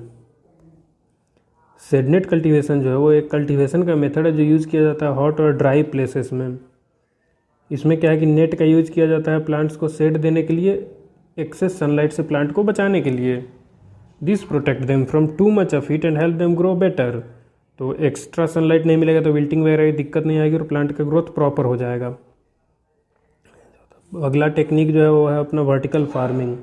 हॉरिजॉन्टल फार्मिंग तो जनरली ओपन फील्ड कंडीशन में होता ही है, सभी जगह आपने देखा होगा, बट एक टेक्निक होती है वर्टिकल फार्मिंग। ये एक स्पेशल तरीका है प्लांट्स को ग्रो करने का लेयर्स के फॉर्म में। आर्टिफिशियल लाइट का यहाँ पे यूज़ करना कंपलसरी होता है, क्योंकि लेयर्स के फॉर्म में है तो अगर ऊपर वाले लेयर को तो सनलाइट मिल जाएगी, नीचे वाले लेयर को चांस ही नहीं है सनलाइट के मिलने का। तो वर्टिकल फार्मिंग जब भी करेंगे आर्टिफिशियल लाइट का यूज़ करना कंपलसरी है। यहाँ क्या है, प्लांट्स को लेयर के फॉर्म में उगाया जाता है। जैसे एक ये लेयर हो गया, फिर वो उसके ऊपर एक और फ्लोर बना देते हैं, यहाँ पे फिर ग्रो करते हैं। उसके ऊपर एक फ्लोर है, यहाँ पे फिर हम क्रॉप को कल्टीवेट कर रहे होते हैं। तो इसलिए यहाँ पे नीचे में यहाँ आर्टिफिशियल लाइट लगा दिया जाता है ताकि सभी प्लांट्स को ऑप्टिमम लाइट मिल सके। ये स्पेशली यूज़फुल होता है ऐसे जगह पे जहाँ पे ज़मीन कम होती है कल्टीवेशन के लिए, जैसे कि सिटीज़ हो गया। तो वहाँ इसका फ़ायदा क्या है कि स्मॉल एरिया में ज़्यादा प्लांट्स हम ग्रो कर सकते हैं। हमने ये 5-6 टेक्निक्स देखी। Each technique has its own good points and bad points. बिल्कुल सही है। The one we should choose depend on things like what we are growing. हम कौन सा मेथड चूज़ करेंगे ये इस बात पे डिपेंड करेगा कि हम क्या ग्रो करने वाले हैं, क्या कल्टीवेट करने वाले हैं, कहाँ कल्टीवेट करने वाले हैं, वहाँ का वेदर कैसा है और इन्वेस्ट हम कितना कर सकते हैं। उस पर डिपेंड करेगा कि हमको कौन सा मेथड वहाँ चूज़ करना चाहिए।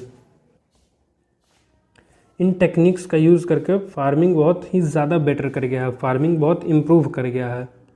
We can grow more crops, use less water. हम ज़्यादा क्रॉप कल्टीवेट कर सकते हैं, वो भी कम पानी में, और उसी के साथ हम इन्वायरमेंट का भी ख्याल रख सकते हैं। ये एक अच्छा इम्प्रूवमेंट है, एक बड़ा इम्प्रूवमेंट है फार्मिंग के वर्ल्ड में।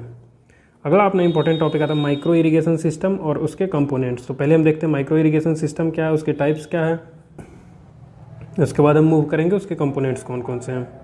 Micro irrigation is special way to give plants the right amount of water. Special तरीका है प्लांट्स को वाटर प्रोवाइड करने का।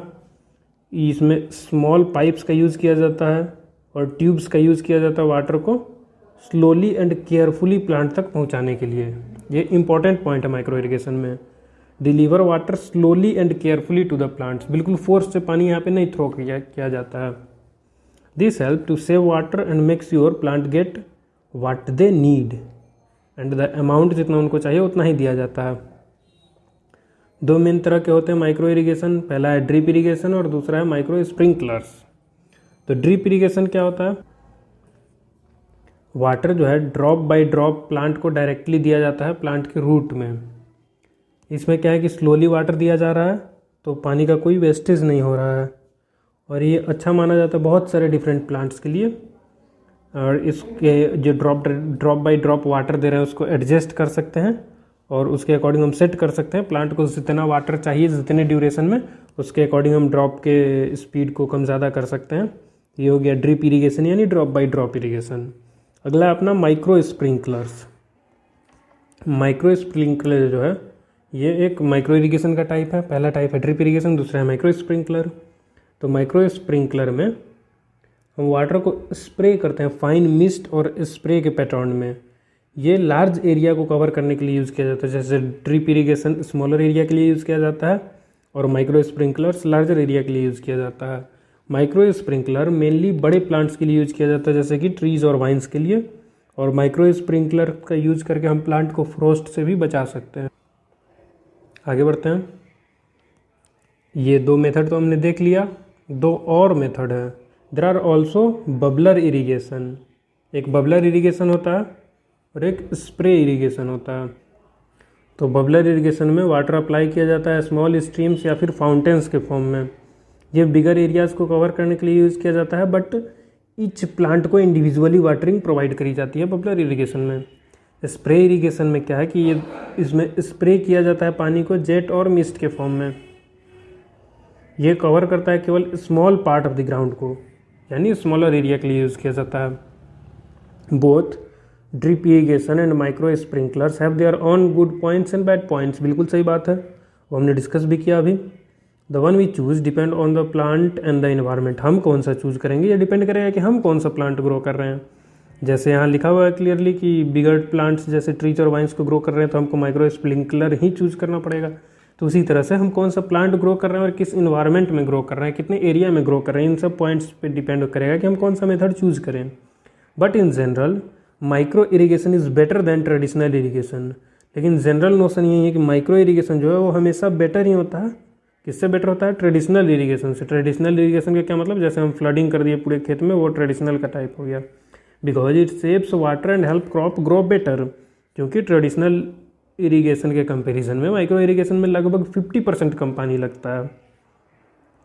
Micro irrigation system can be above ground और below ground. Micro irrigation system हम ground के ऊपर से भी माइक्रो इरिगेशन को लगा सकते हैं या बिलो ग्राउंड सब सरफेस लेवल पे भी किया जा सकता है। तो एबव ग्राउंड सिस्टम जो है वो चीपर होता है और इजी होता है सेट करना, बट उसको डैमेज भी इजीली किया जा सकता है। बट बिलो ग्राउंड सिस्टम जो होता है वो मोर एक्सपेंसिव तो होता है, बट वो सेफ होता है और देखने में भी अच्छा लगता है। ओवरऑल हम बात करें तो micro irrigation is a great way to give plants the water they need. क्योंकि यही तो खासियत है माइक्रो इरिगेशन का कि जितना ज़रूरत है उतना हम देते हैं तो वेस्टेज कम होता है। It saves water and help crop grow better. बिल्कुल सही बात है, क्रॉप का ग्रोथ अच्छे से होगा और पानी भी कम खर्च होगा। It's specially helps in dry areas. बिल्कुल ड्राई एरियाज़ में ज़्यादा ज़रूरत होता है क्योंकि वहाँ फ्लडिंग कर भी दोगे तो वो पानी मैक्सिमम पोर्शन उसका लॉस ही हो जाएगा और फिर ज़्यादा ही पानी देना पड़ेगा। बट हम ड्रॉप बाई ड्रॉप इरिगेशन देंगे तो लॉस भी कम होगा और वाटर यूज इफिशियंसी भी बढ़ेगी और प्लांट का ग्रोथ भी अच्छा होगा। But it is specially helpful in dry areas. ये बात बिल्कुल सही है, लेकिन उसके अलावा भी मेनी डिफरेंट प्लेसेस पे इसको यूज़ किया जा सकता है। अब इम्पॉर्टेंट पार्ट्स यानी कि कंपोनेंट्स कौन कौन से होते हैं माइक्रो इरिगेशन के। अपना टॉपिक क्या था?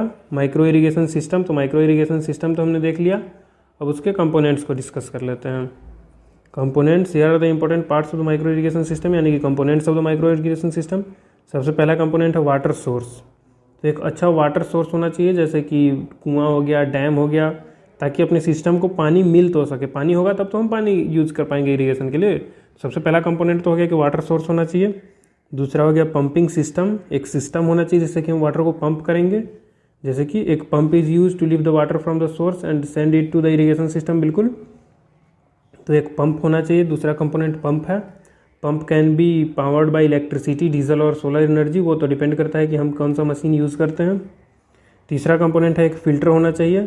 फ़िल्टर जो वो रिमूव करता है डर्ट और डेबरीज को, पानी को इरिगेशन सिस्टम में डालने से पहले, ताकि पाइप अपना चोक ना हो और बाद में ज़्यादा दिक्कत ना हो। There are different types of filter depending on the quality of the water. अलग अलग तरह के फ़िल्टर आते हैं, वो अपने को जो ज़रूरत होता है वो अपन यूज़ कर लेते हैं। चौथा कंपोनेंट है मेन लाइन। मेन लाइन जो होता है वो मेन पाइप को बोलते हैं, जो पानी को कैरी करता है पंप से इरिगेशन सिस्टम तक। और इस मेन पाइप का जो साइज़ है वो डिपेंड करता है कि कितना पानी चाहिए और पंप की दूरी कितनी है वाटर सिस्टम से। तो ये मेन लाइन के बारे में हो गया। पांचवा कंपोनेंट है सब मेन, यानी कि सब मेन लाइन। सब मेन जो है वो स्मॉलर पाइप होता है जो कि डिस्ट्रीब्यूट करता है वाटर को मेन लाइन से लेटरल लाइंस में। द साइज ऑफ सब मेन लाइन डिपेंड करता है डिस्टेंस कितना है और कितना पानी देना। बिल्कुल सेम पॉइंट है। फिर छठा कंपोनेंट है लेटरल लाइंस। सबसे पहला हो गया मेन लाइन। ये देखिए, ये मेन लाइन हो गया और इस मेन लाइन से जो निकला होता है वो सब मेन लाइन होता है, और सब मेन लाइन से भी जो निकलते हैं वो लेटरल लाइंस होते हैं। ये लेटरल लाइन जो है ये पानी को, स्मॉल पाइप्स होते हैं जो पानी को प्लांट तक पहुंचाते हैं। इनमें इमीटर्स लगे होते हैं, ड्रिपर्स लगे होते हैं जो कि हेल्प करते हैं वाटर को रिलीज करने में डायरेक्टली रूट जोन्स में। तो ये लेटरल पाइप्स हैं जिनसे अल्टीमेटली प्लांट तक पानी पहुंचता है। अब सातवां कंपोनेंट है इमीटर और ड्रिपर, जो कि लेटरल पाइप्स में लगे होते हैं। ये ड्रिपर्स और इमीटर्स यूज़ किए जाते हैं कंट्रोल करने के लिए वाटर के फ्लो को, कि प्लांट को किस रेट से पानी मिलना चाहिए, किस अमाउंट में पानी मिलना चाहिए। इनको हम एडजस्ट कर सकते हैं ताकि प्रेशर को एडजस्ट किया जा सके अपने नीड के अकॉर्डिंग, और प्लांट और उस पर्टिकुलर फील्ड के नीड के अकॉर्डिंग। और फाइनल आठवां कंपोनेंट है फिल्टर्स। फिल्टर्स को हमने डिस्कस कर लिया कंपोनेंट्स में, फिल्टर्स डिस्कस कर लिया। आठवां कंपोनेंट है फिटिंग्स एंड एसेसरीज। फिटिंग्स और एसेसरीज जो है वो पाइप को अच्छे से फिट करने के लिए यूज़ किया जाता है कनेक्ट और सिक्योर करने के लिए पाइप्स को और other part of the system को। ये इंक्लूड करते हैं कनेक्टर्स, टीज, इल्बोज, वाल्व और pressure regulators. All these parts work together to create a reliable and efficient irrigation system for modern farming. ये सारे कंपोनेंट्स अच्छे से एक साथ वर्क करेंगे तो अपना इरीगेशन सिस्टम परफेक्टली वर्क करेगा, अदरवाइज फिर उसको चेंज कराना पड़ता है। अब अपना अगला टॉपिक है इन EC and pH based fertiliser scheduling. EC and pH based fertiliser scheduling. तो पहले हम ईसी को डिस्कस करते हैं, ईसी क्या होता है और उसका क्या यूज है, फिर हम पीएच बेस्ड फर्टिलाइजर शेड्यूलिंग की बात करेंगे। तो देखो ईसी का मतलब क्या होता है, इलेक्ट्रिकल कंडक्टिविटी। इलेक्ट्रिकल कंडक्टिविटी का मतलब हुआ major how well A substance can conduct electricity, यानी कि कितने अच्छे तरीके से कोई भी सबस्टांस इलेक्ट्रिसिटी को पास कर सकता है। यू मे वंडर कि यार ये इलेक्ट्रिसिटी पास कराना अपने को फार्मिंग में यहाँ क्या करना है हाईटेक हॉर्टिकल्चर में। तो यहाँ पे ईसी का यूज़ किया जाता है मेज़र करने के लिए कि जो हम इरिगेशन वाटर यूज़ कर रहे हैं उसमें कितना सॉल्ट है, या फिर जिस सॉइल में हम फार्मिंग कर रहे हैं उसमें कितना सॉल्ट है, क्योंकि salt is a good conductor of electricity. तो ये जस्ट एक मेथड है मेज़र करने का सॉल्ट को। अगर हम सॉइल की बात करें तो ईसी हमें इंफॉर्मेशन देता है उसके न्यूट्रिएंट अवेलेबिलिटी के बारे में, सॉइल क्वालिटी के बारे में और सॉल्ट लेवल के बारे में। यानी कि ईसी से सिर्फ और सिर्फ सॉल्ट लेवल का ही नहीं पता चलता है, इसी से हमें सॉइल क्वालिटी का भी आइडिया लगता है, न्यूट्रिएंट के अवेलेबिलिटी का भी आइडिया लगता है।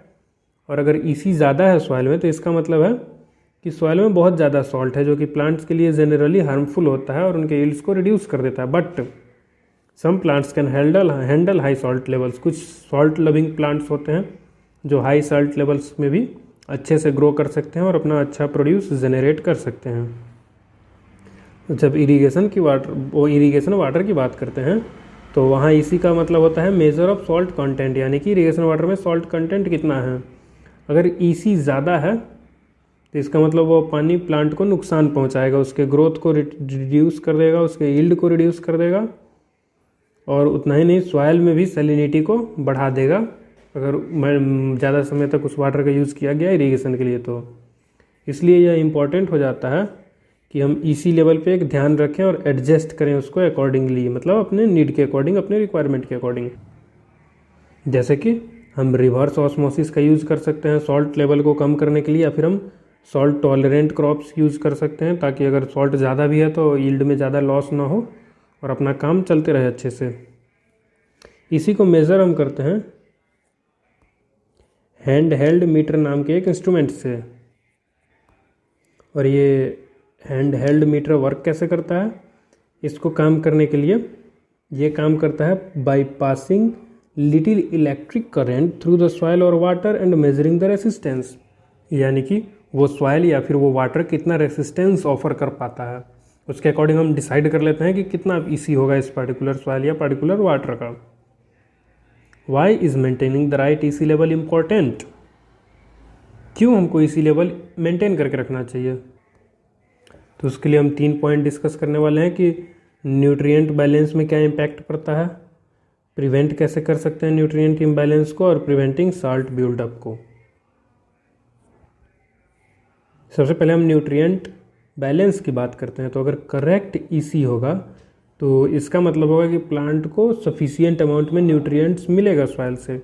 अगर ईसी बहुत कम होगा तो प्लांट को न्यूट्रिएंट नहीं मिल पाएगा, यानी ग्रोथ ही कम हो जाएगा। अगर बहुत ज़्यादा ईसी होगा तो too many nutrients causing problems like fertiliser burn, क्योंकि excess of anything is called toxicity. तो कोई न्यूट्रिएंट अगर प्लांट को ज़्यादा मिल जाएगा तो वो प्लांट के अंदर टॉक्सिक एलिमेंट की तरह काम करेगा, और कम मिलेगा तो उसकी स्कार्सिटी हो जाएगी। तो इसीलिए न्यूट्रिएंट बैलेंस मेंटेन रहे, न्यूट्रिएंट का कॉन्सेंट्रेशन एक ऑप्टिमम लेवल पे बना रहे, उसी के लिए हम ईसी का भी कॉन्सेंट्रेशन एक ऑप्टिमम लेवल पे बना के रखते हैं, उसके लेवल को मेंटेन करके रखते हैं।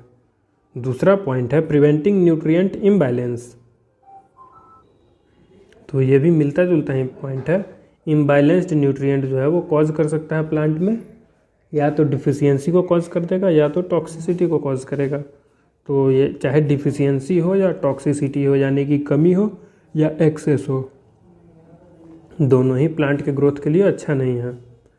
तो इसीलिए हमको इसी को मॉनिटर और एडजस्ट करके रखना होता है ताकि प्लांट के न्यूट्रिशनल बैलेंस भी मेंटेन रहे। तीसरा पॉइंट है प्रिवेंटिंग सॉल्ट ब्यूटअप। समय के साथ साथ सॉल्ट का कंसंट्रेशन बढ़ जाता है ग्रोइंग मीडियम में, जो कि हार्मफुल होता है प्लांट के लिए। तो हम इसी को एडजस्ट करके ये सॉल्ट बिल्टअप को रोक सकते हैं और प्लांट के ग्रोथ को प्रॉपर कर सकते हैं और एक हेल्दी मीडियम हमेशा के लिए प्रोवाइड कर सकते हैं उसको। Maintaining the right EC is crucial for successful high tech horticulture. बिल्कुल, क्योंकि मीडियम में इलेक्ट्रिकल कंडक्टिविटी जो है वो अगर एक ऑप्टिमम लेवल पे बनी रहेगी तो प्लांट के लिए न्यूट्रिएंट की अवेलेबिलिटी भी अच्छी रहेगी, प्लांट के लिए वाटर की अवेलेबिलिटी भी अच्छी रहेगी और प्लांट का ग्रोथ बिल्कुल स्मूथली होगा। और इसी को ऑप्टिमम लेवल पर बनाए रखने के लिए हमको केयरफुल मॉनिटरिंग करना होता है और मैनेजमेंट करना होता है न्यूट्रिएंट सॉल्यूशन का। जो भी सॉल्यूशन, जो भी इरीगेशन वाटर हम दे रहे हैं या जो भी फर्टिलाइजर्स हम दे रहे हैं, उसका हमको ध्यान रखना होता है। अगला टॉपिक है using pH to fertiliser plant fertilisers, यानी कि फर्टिलाइजर शेड्यूलिंग में पीएच का क्या रोल है। अब देखना है कि पीएच का क्या रोल है फर्टिलाइज़र को शेड्यूल करने में। तो आप सभी को पता है कि कुछ फर्टिलाइजर्स एसिडिक होते हैं, कुछ फर्टिलाइजर्स बेसिक होते हैं और कुछ फर्टिलाइजर न्यूट्रल भी होते हैं। तो हम स्टार्ट करते हैं अपना टॉपिक। हाईटेक हॉर्टिकल्चर में हम यूज करते हैं पीएच बेस्ड फर्टिलाइजर शेड्यूलिंग, ताकि हम मेक श्योर कर सकें कि प्लांट को राइट न्यूट्रिएंट मिल सके।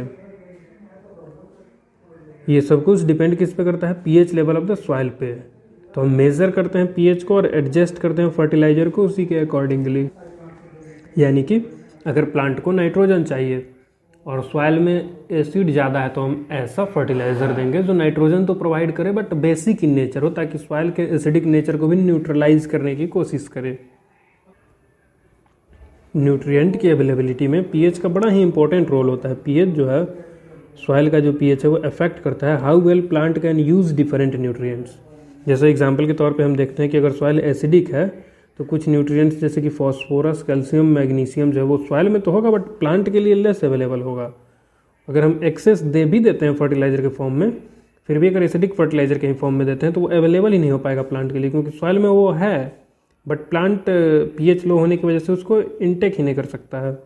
वैसे ही अगर दूसरे एग्जाम्पल के तौर पर हम बात करें, अल्कलाइन सॉइल है तो कुछ न्यूट्रिएंट्स जैसे कि आयरन हो गया, मैग्नीशियम हो गया, कॉपर होता है, ये लेस अवेलेबल होगा प्लांट्स के लिए। ऑल्दो सॉइल में प्रेजेंट है बट प्लांट उसको नहीं ले पाएगा। सो इसके वजह से अपने को क्या है कि पीएच को एडजस्ट करना पड़ता है तो give plants access to all the nutrients they need to grow, ताकि प्लांट्स को जो भी न्यूट्रिएंट चाहिए वो ले सके सॉइल से। फर्टिलाइजर शेड्यूलिंग जो करते हैं बेस्ड ऑन पीएच, उसका मतलब हुआ कि हमारा एम क्या होता है कि स्पेसिफिक पीएच रेंज को हम मेंटेन करें जिसपे कि प्लांट बेस्ट न्यूट्रिएंट को यूटिलाइज कर सकता है। We do this by adding things like lime and sulfur to the soil। हम इसको pH को मेंटेन करते हैं लाइम और सल्फर को ऐड करके। Once the pH is at the right range, जब pH राइट रेंज में आ जाएगा तब हम अप्लाई करेंगे फर्टिलाइजर को, बट फर्टिलाइजर भी अप्लाई करेंगे इसी बेसिस पे कि सॉइल का pH कितना है। अगर हम एग्जाम्पल के तौर पे बात करें तो अगर सॉइल बहुत एसिडिक है तो उसमें हम लाइम डालेंगे ताकि पीएच के लेवल को ऊपर किया जा सके, यानी कि न्यूट्रल के आसपास लाया जा सके, और कुछ न्यूट्रिएंट्स जैसे कि फास्फोरस, कैल्शियम और मैग्नीशियम की अवेलेबिलिटी को बढ़ाया जा सके। फिर हम वो अवेलेबल हो जाएगा तब हम फिर डिसाइड करेंगे अब क्या चीज़ की कमी है प्लांट को और क्या चीज़ सॉइल से प्लांट नहीं ले पा रहा है या फिर क्या चीज़ सॉइल में कम है।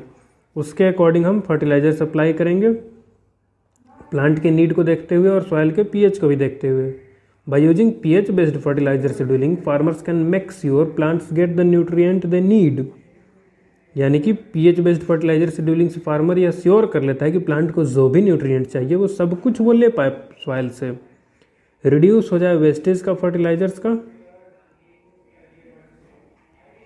और प्लांट के ग्रोथ का पूरा प्रोसेस जो है वो ज़्यादा इफिशियंट हो सके, न्यूट्रिएंट के एब्जॉर्प्शन का जो प्रोसेस है वो ज़्यादा इफिशियंट हो सके, सॉइल में जो न्यूट्रिएंट प्रेजेंट है वो प्लांट के लिए ज़्यादा अवेलेबल हो सके। इतना ही नहीं, पीएच बेस्ड फर्टिलाइजर शेड्यूलिंग से क्या है कि न्यूट्रिएंट्स की लीचिंग भी कम होती है और ग्राउंड वाटर का कंटेमिनेशन भी कम होता है। ओवरऑल हम बात करें तो pH based fertiliser scheduling smart and sustainable तरीका है मैनेज करने का प्लांट न्यूट्रिएंट्स को हाईटेक हॉर्टिकल्चर में। बढ़िया, क्लियर हो गया। अब हम बात करते हैं कैनोपी मैनेजमेंट पे। कैनोपी पहले क्या होता है, अगर मान लीजिए ये एक ट्री है, यहाँ हम एक रफ डायग्राम बना रहे हैं, इधर सॉइल है, तो ये वाला जो एरिया हम बनाते हैं ना, इसी को बोलते हैं कैनोपी। होप कैनोपी क्या है आपको समझ आ गया। कैनोपी क्या है समझ गया, तो अब कैनोपी को किस तरह से मैनेज करना है ये भी समझ जाओगे। कैनोपी मैनेजमेंट जो है वो एक इम्पॉर्टेंट टेक्निक है गार्डनिंग का। कैनोपी मैनेजमेंट में हम करते क्या हैं, हम कंट्रोल करते हैं कि हाउ प्लांट टॉप पार्ट, जैसे कि उसका लीव हो गया, स्टेम हो गया, ब्रांचेज हो गया, वो ग्रो करे और कैसे दिखेगा। प्लांट का टॉप पार्ट कैसे ग्रो करेगा और कैसे दिखेगा। गोल क्या होता है कैनोपी मैनेजमेंट का, ये मेक श्योर करना कि प्लांट को इनफ लाइट मिले, फ्रेश एयर मिले और प्रोड्यूसेस गुड फ्रूट्स, यानी कि प्लांट का ईल्ड अच्छा हो। There are different ways to manage the plants canopy. अलग अलग तरीके हो सकते हैं प्लांट के कैनोपी को मैनेज करने का। एक तरीका है प्रूनिंग का, जिसका मतलब होता है कि कट कर देना एक्स्ट्रा प्लांट पार्ट्स को, जैसे कि ब्रांचेज और लीव्स को, ताकि प्लांट के साइज और शेप को हम कंट्रोल कर सकें, अपने अकॉर्डिंग ऑप्टिमाइज कर सकें। प्रूनिंग को हम कर सकते हैं अलग अलग तरीक़ों से, जैसे कि थिनिंग, जिसका मतलब हो गया removing some branches to let it more light and to let in more light and air, यानी कि कुछ ब्रांचेज को रिमूव कर देना ताकि ज़्यादा लाइट और एयर आ सके प्लांट के पास।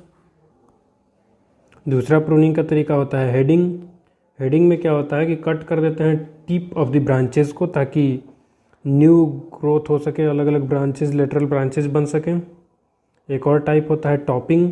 इसका मतलब होता है टॉप पार्ट को कट कर देना, प्लांट के टॉप पार्ट को कट कर देना, ताकि प्लांट के साइज और रिमूव डेड पार्ट्स, साइज को कंट्रोल कर सकें और डेड पार्ट्स को हटा सकें। पिंचिंग भी एक मेथड होता है। इसमें हम अपने फिंगर्स का यूज़ करके पिंच ऑफ कर देते हैं, यानी कि नाखून से ही हटा देते हैं यंग शूट के टिप को, ताकि प्लांट का ग्रोथ ज़्यादा डेंसर हो सके। एक तो हमने प्रूनिंग देखा, प्रूनिंग के अलग अलग टाइप्स देख लिए हमने। दूसरा एक तरीका हो सकता है प्लांट कैनोपी को मैनेज करने का बाय ट्रेनिंग। तो ट्रेनिंग का मतलब क्या होता है, ट्रेनिंग में हम प्लांट के ग्रोथ को ही ट्रेन करते हैं एक स्पेसिफिक शेप में, यानी कि उसको बेंड कर देते हैं प्लांट के ब्रांचेस को, या बांध देते हैं ब्रांचेस को एक स्पेसिफिक शेप देने के लिए जिसमें हम देना चाहते हैं उसको। एक टाइप होता है ट्रेलिंग। ट्रेलिंग भी एक कैनोपी मैनेजमेंट का ही टाइप है। ट्रेलिंग का मतलब होता है कि सपोर्ट प्रोवाइड करना प्लांट को किसी भी चीज़ से, जैसे कि वायर से या किसी फेंसिंग से, ताकि प्लांट को गिरने से रोक सकें हम। Canopy management is important because it affect how plant grows. Canopy management important तो है ही। क्यों इम्पॉर्टेंट है, क्योंकि कैनोपी मैनेजमेंट से ही प्लांट कैसे ग्रो करेगा, कितना ग्रो करेगा, उस पर इफेक्ट पड़ता है। क्वालिटी ऑफ उस इट्स फ्रूट पे इफेक्ट करता है, और कितना प्रोड्यूस करेगा उस पर इफेक्ट पड़ता है। कैनोपी मैनेजमेंट के लिए सबसे ज़रूरी है कि प्लांट के नीड को जानना। ईच प्लांट के अलग अलग रिक्वायरमेंट्स होते हैं, तो हर एक के नीड को उस प्लांट के अकॉर्डिंग हमको कैलकुलेट करना होगा, हमको जानकारी रखनी होगी, ताकि हम उसके कैनोपी के उसके अकॉर्डिंग मैनेज कर सकें, ताकि प्लांट का ग्रोथ अच्छे से हो। अगला अपना इंपॉर्टेंट टॉपिक है high density planting. High density planting का सिंपल मतलब क्या होता है, growing fruit trees in a compact space, यानी कम एरिया में ज़्यादा प्लांट लगा देना। हाई डेंसिटी ऑर्चार्डिंग जो है वो एक तरीका है फ्रूट ट्रीज को ग्रो करने का, आपस में एकदम क्लोज टुगेदर ग्रो करते हैं ताकि मैक्सिमम यील्ड हम ले सकें। Instead of spreading trees out, tree को दूर दूर पे फैलाने के बजाय उनको हम रोज में प्लांट कर देते हैं, एक रो में लगा देते हैं, और फिर उसको ट्रेन करते हैं एक स्पेसिफिक शेप में, सेंट्रल लेडर की तरह, ताकि बेटर सनलाइट मिल सके हर एक ट्री को, और बेटर न्यूट्रिएंट का डिस्ट्रीब्यूशन हो सके, बेटर ग्रोथ हो सके, और यील्ड अच्छी मिल सके। मेन एम क्या है कि कॉम्पैक्ट स्पेस में लगाना फ्रूट ट्रीज को और मैक्सिमम यील्ड जनरेट कर पाना। मेन बेनिफिट क्या है हाई डेंसिटी ऑर्चार्डिंग का? मेन बेनिफिट है कि produce more fruit per unit area. इसका मतलब हो गया कि फार्मिंग जो है वो ज़्यादा प्रॉफिट देगी फार्मर्स को हाई डेंसिटी प्लांटिंग करने से। इतना ही नहीं, ये लेबर और रिसोर्सेज को भी सेव करता है, जैसे कि वाटर को और फर्टिलाइजर, क्योंकि कम स्पेस में लगाए हैं तो ज़्यादा वेस्ट नहीं होगा वाटर यूज इफिशियंसी बढ़ जाएगी, फर्टिलाइज़र यूज इफिशियंसी बढ़ जाएगी।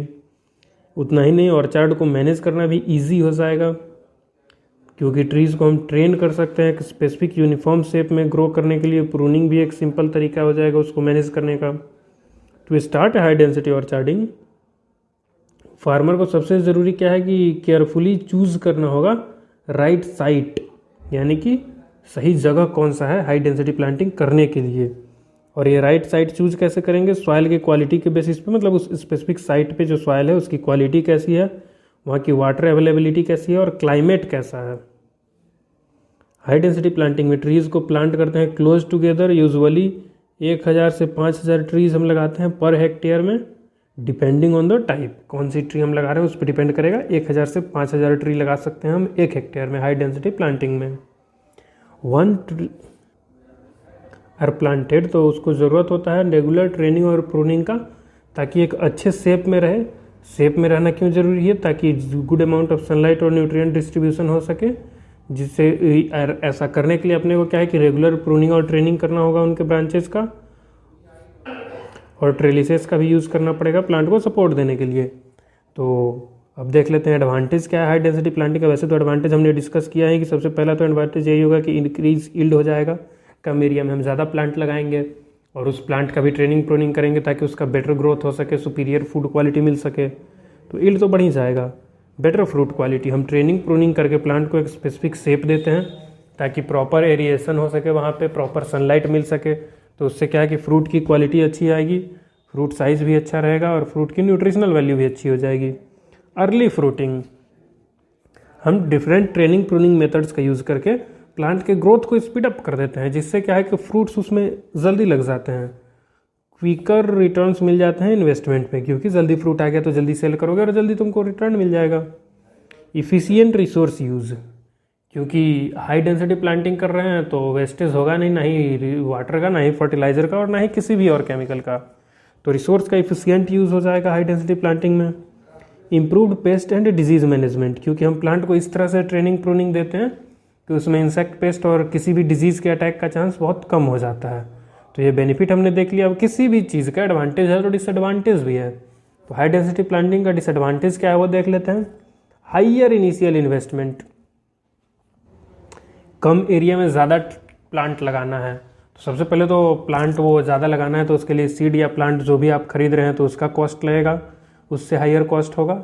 और स्पेशलाइज्ड ट्रेनिंग मेथड्स का यूज़ करना होगा, उसके लिए आपको मशीनरीज खरीदनी होगी, ट्रेंड लेबर्स चाहिए होंगे, तो उसका भी कॉस्ट लगेगा, तो इनिशियल इन्वेस्टमेंट तो ज़्यादा लगेगा।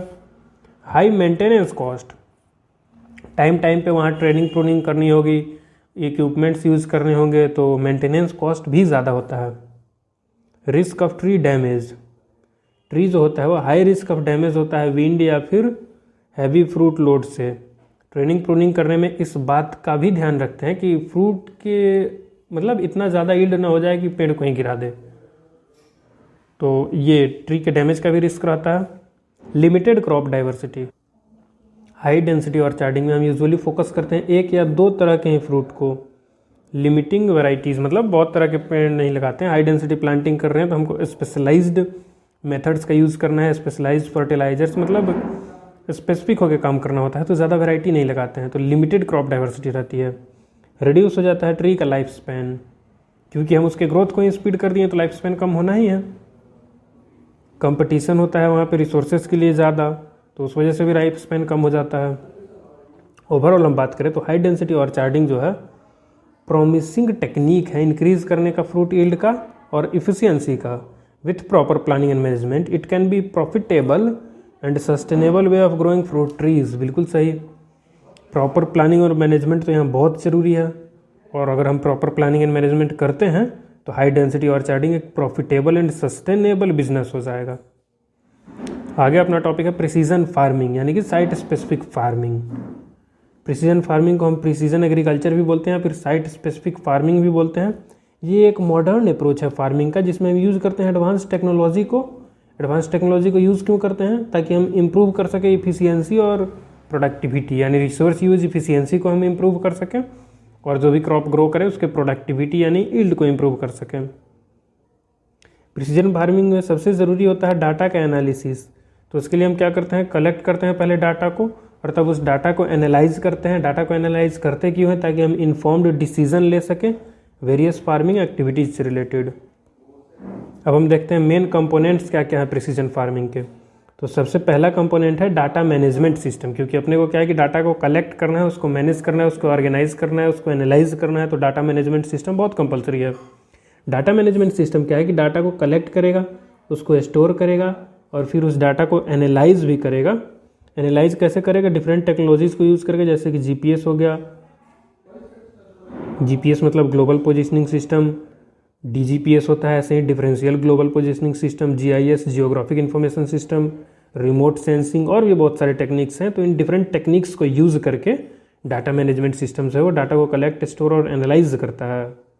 This data help farmers to make better decision and improve overall farm efficiency. ये डाटा को यूज़ करके जब इस डाटा के बेसिस पर फार्मर डिसीजन लेगा, इन्फॉर्म्ड डिसीजन होगा वो, तो उस डिसीजन के गलत होने के चांसेस बहुत कम हो जाएंगे। तो इससे ओवरऑल फार्म की एफिशिएंसी बढ़ जाएगी।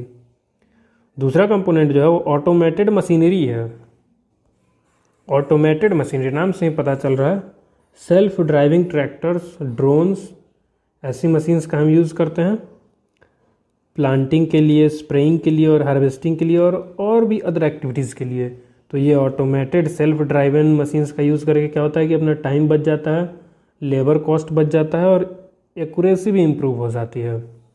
अगला कंपोनेंट है variable rate technology, VRT। Variable rate technology allow करती है फार्मर्स को इनपुट्स को, जैसे कि फर्टिलाइज़र और पेस्टिसाइड को डिफरेंट रेट पे अप्लाई करने का थ्रू आउट द फील्ड, यानी जहाँ जितना ज़रूरत है उतना ही अप्लाई करेंगे। This is based on data collected through GPS, GIS and remote sensing, ensuring inputs are used only where they needed. यानी कि वेरिएबल रेट एप्लीकेटर जो है वो वर्क किस बेसिस पे करता है? GPS, GIS और रिमोट सेंसिंग से जो डाटा कलेक्ट होते हैं उसके बेसिस पे एक एप्लीकेशन मैप बनाता है और उस मैप के अकॉर्डिंग ही अप्लाई किया जाता है फर्टिलाइज़र या इंसेक्टिसाइड, पेस्टिसाइड या जो भी इनपुट अप्लाई करना है।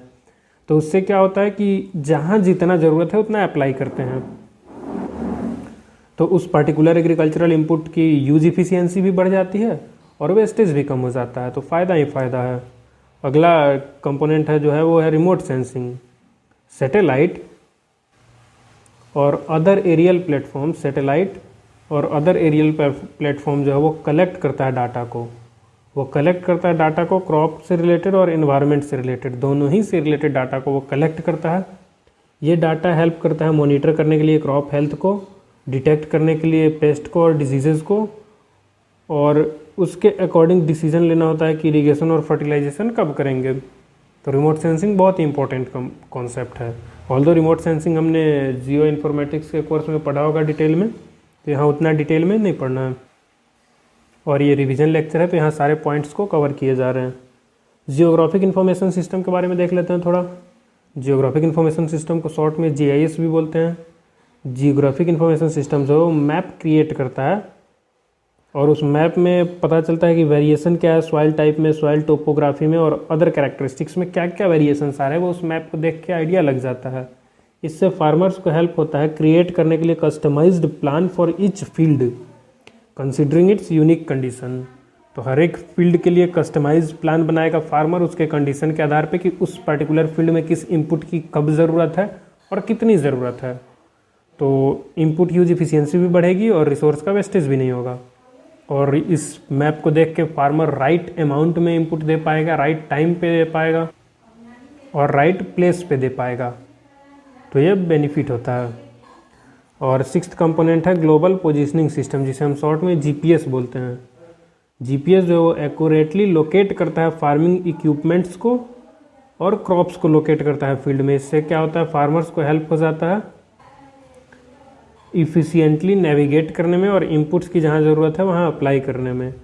जितने भी हमने कंपोनेंट्स देखे, हर एक कंपोनेंट का क्रूशियल रोल है प्रिसीजन फार्मिंग में, और ये कंपोनेंट्स फार्मर को अलाउ करते हैं डाटा ड्राइवन डिसीजंस लेने में, रिसोर्सेज को सेव करने में, क्रॉप प्रोडक्शन को ऑप्टिमाइज करने में। However it's important to consider the initial investment and potential limitations. Initial investment ज़्यादा लगे, कहीं डाउट ही नहीं है इस बात में। पोटेंशियल लिमिटेशंस भी कुछ कुछ हैं, जैसे कि हायर कॉस्ट होता है, ऑब्स्टेकल्स दैट में affect the accuracy of the technology. कुछ ऑब्स्टेकल्स होते हैं जिससे कि टेक्नोलॉजी तो यूज़ कर रहा है बट वो उतने एक्यूरेसी, उतने एफिशिएंसी के साथ काम नहीं करेगा। तो इन फैक्टर्स को भी कंसिडर करना होता है। अपना अगला टॉपिक है application of precision farming in horticultural crops. तो प्रिसीजन फार्मिंग का हम हॉर्टिकल्चरल क्रॉप्स जैसे कि vegetables, fruits and ornamental crops के लिए क्या क्या किस तरह से अप्लाई करते हैं, क्या क्या यूज में लेते हैं। Using advanced technology precision farming can greatly benefit horticultural crops. In advance technology का यूज़ करके प्रिसीजन फार्मिंग के अकॉर्डिंग हम बहुत ही बेनिफिशियल एग्रीकल्चर या फिर बेनिफिशियल फार्मिंग प्रैक्टिस परफॉर्म कर सकते हैं। क्रॉप्स जैसे कि फ्रूट, वेजिटेबल और फ्लावर, ऑर्नामेंटल प्लांट्स, इन सब के कल्टीवेशन में हम एडवांस टेक्नोलॉजी, प्रिसीजन फार्मिंग के एडवांस टेक्नोलॉजी को यूज़ कर सकते हैं।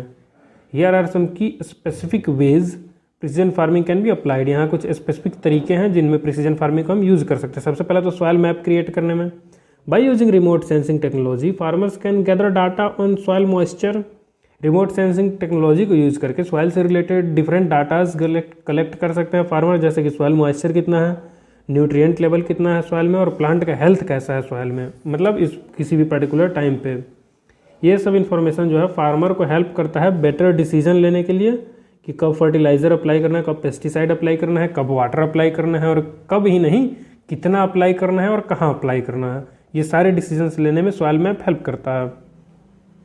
प्रिसीजन सीडिंग या फिर precision planting, GPS guided equipments जब हम यूज़ करेंगे सीड सोइंग के लिए तो वो इंश्योर करता है कि सीड जो प्लांट कर रहे हैं वो राइट डेप्थ में यानी कि उचित गहराई में और राइट स्पेसिंग में प्लांट किए जाएंगे। तो इससे प्रमोट होगा उसका यूनिफॉर्म ग्रोथ, और यूनिफॉर्म ग्रोथ होने की वजह से उसका यील्ड भी यूनिफॉर्म होगा और यील्ड ज़्यादा भी होगा और प्रोड्यूस की क्वालिटी भी सुपीरियर होगी।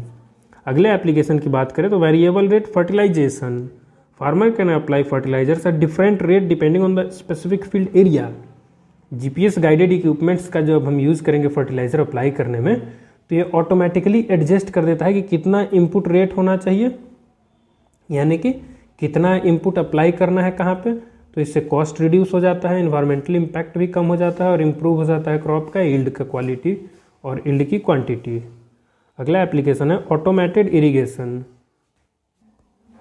डिफरेंट सेंसर्स जो हम यूज़ कर रहे हैं प्रिसीजन फार्मिंग में, वो सेंसर जो है सॉइल के मॉइस्चर को मेज़र कर लेता है, सॉइल मॉइस्चर लेवल को मेज़र कर लेगा और एडजस्ट करेगा इरिगेशन के रेट को उसी के अकॉर्डिंगली, मतलब जहाँ पे जितना पानी का कमी है वहाँ उतना पानी दिया जाएगा। इससे मिनिमाइज हो जाता है वाटर का वेस्टेज और इम्प्रूव हो जाता है यील्ड, क्योंकि जितना ज़रूरत है पानी अगर ज़्यादा दे दो तब भी उसका निगेटिव इम्पैक्ट है, कम दे दो तब भी निगेटिव इम्पैक्ट है।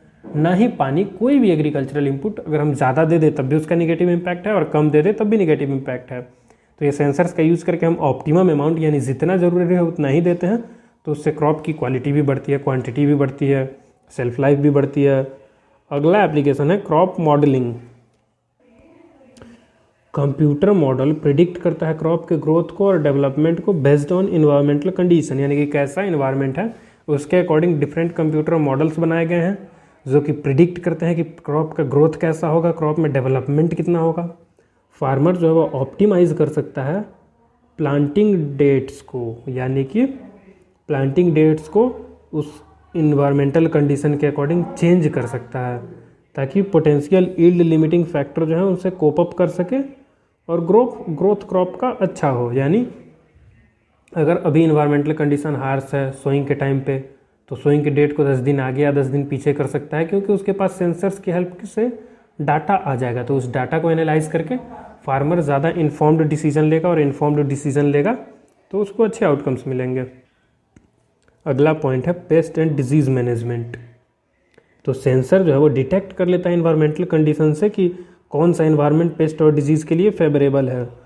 तो फार्मर को सेंसर डिटेक्ट करेगा तो सेंसर इन्फॉर्मेशन लेगा, सेंसर इन्फॉर्मेशन लेगा तो वो इन्फॉर्मेशन फार्मर्स तक जाएगा।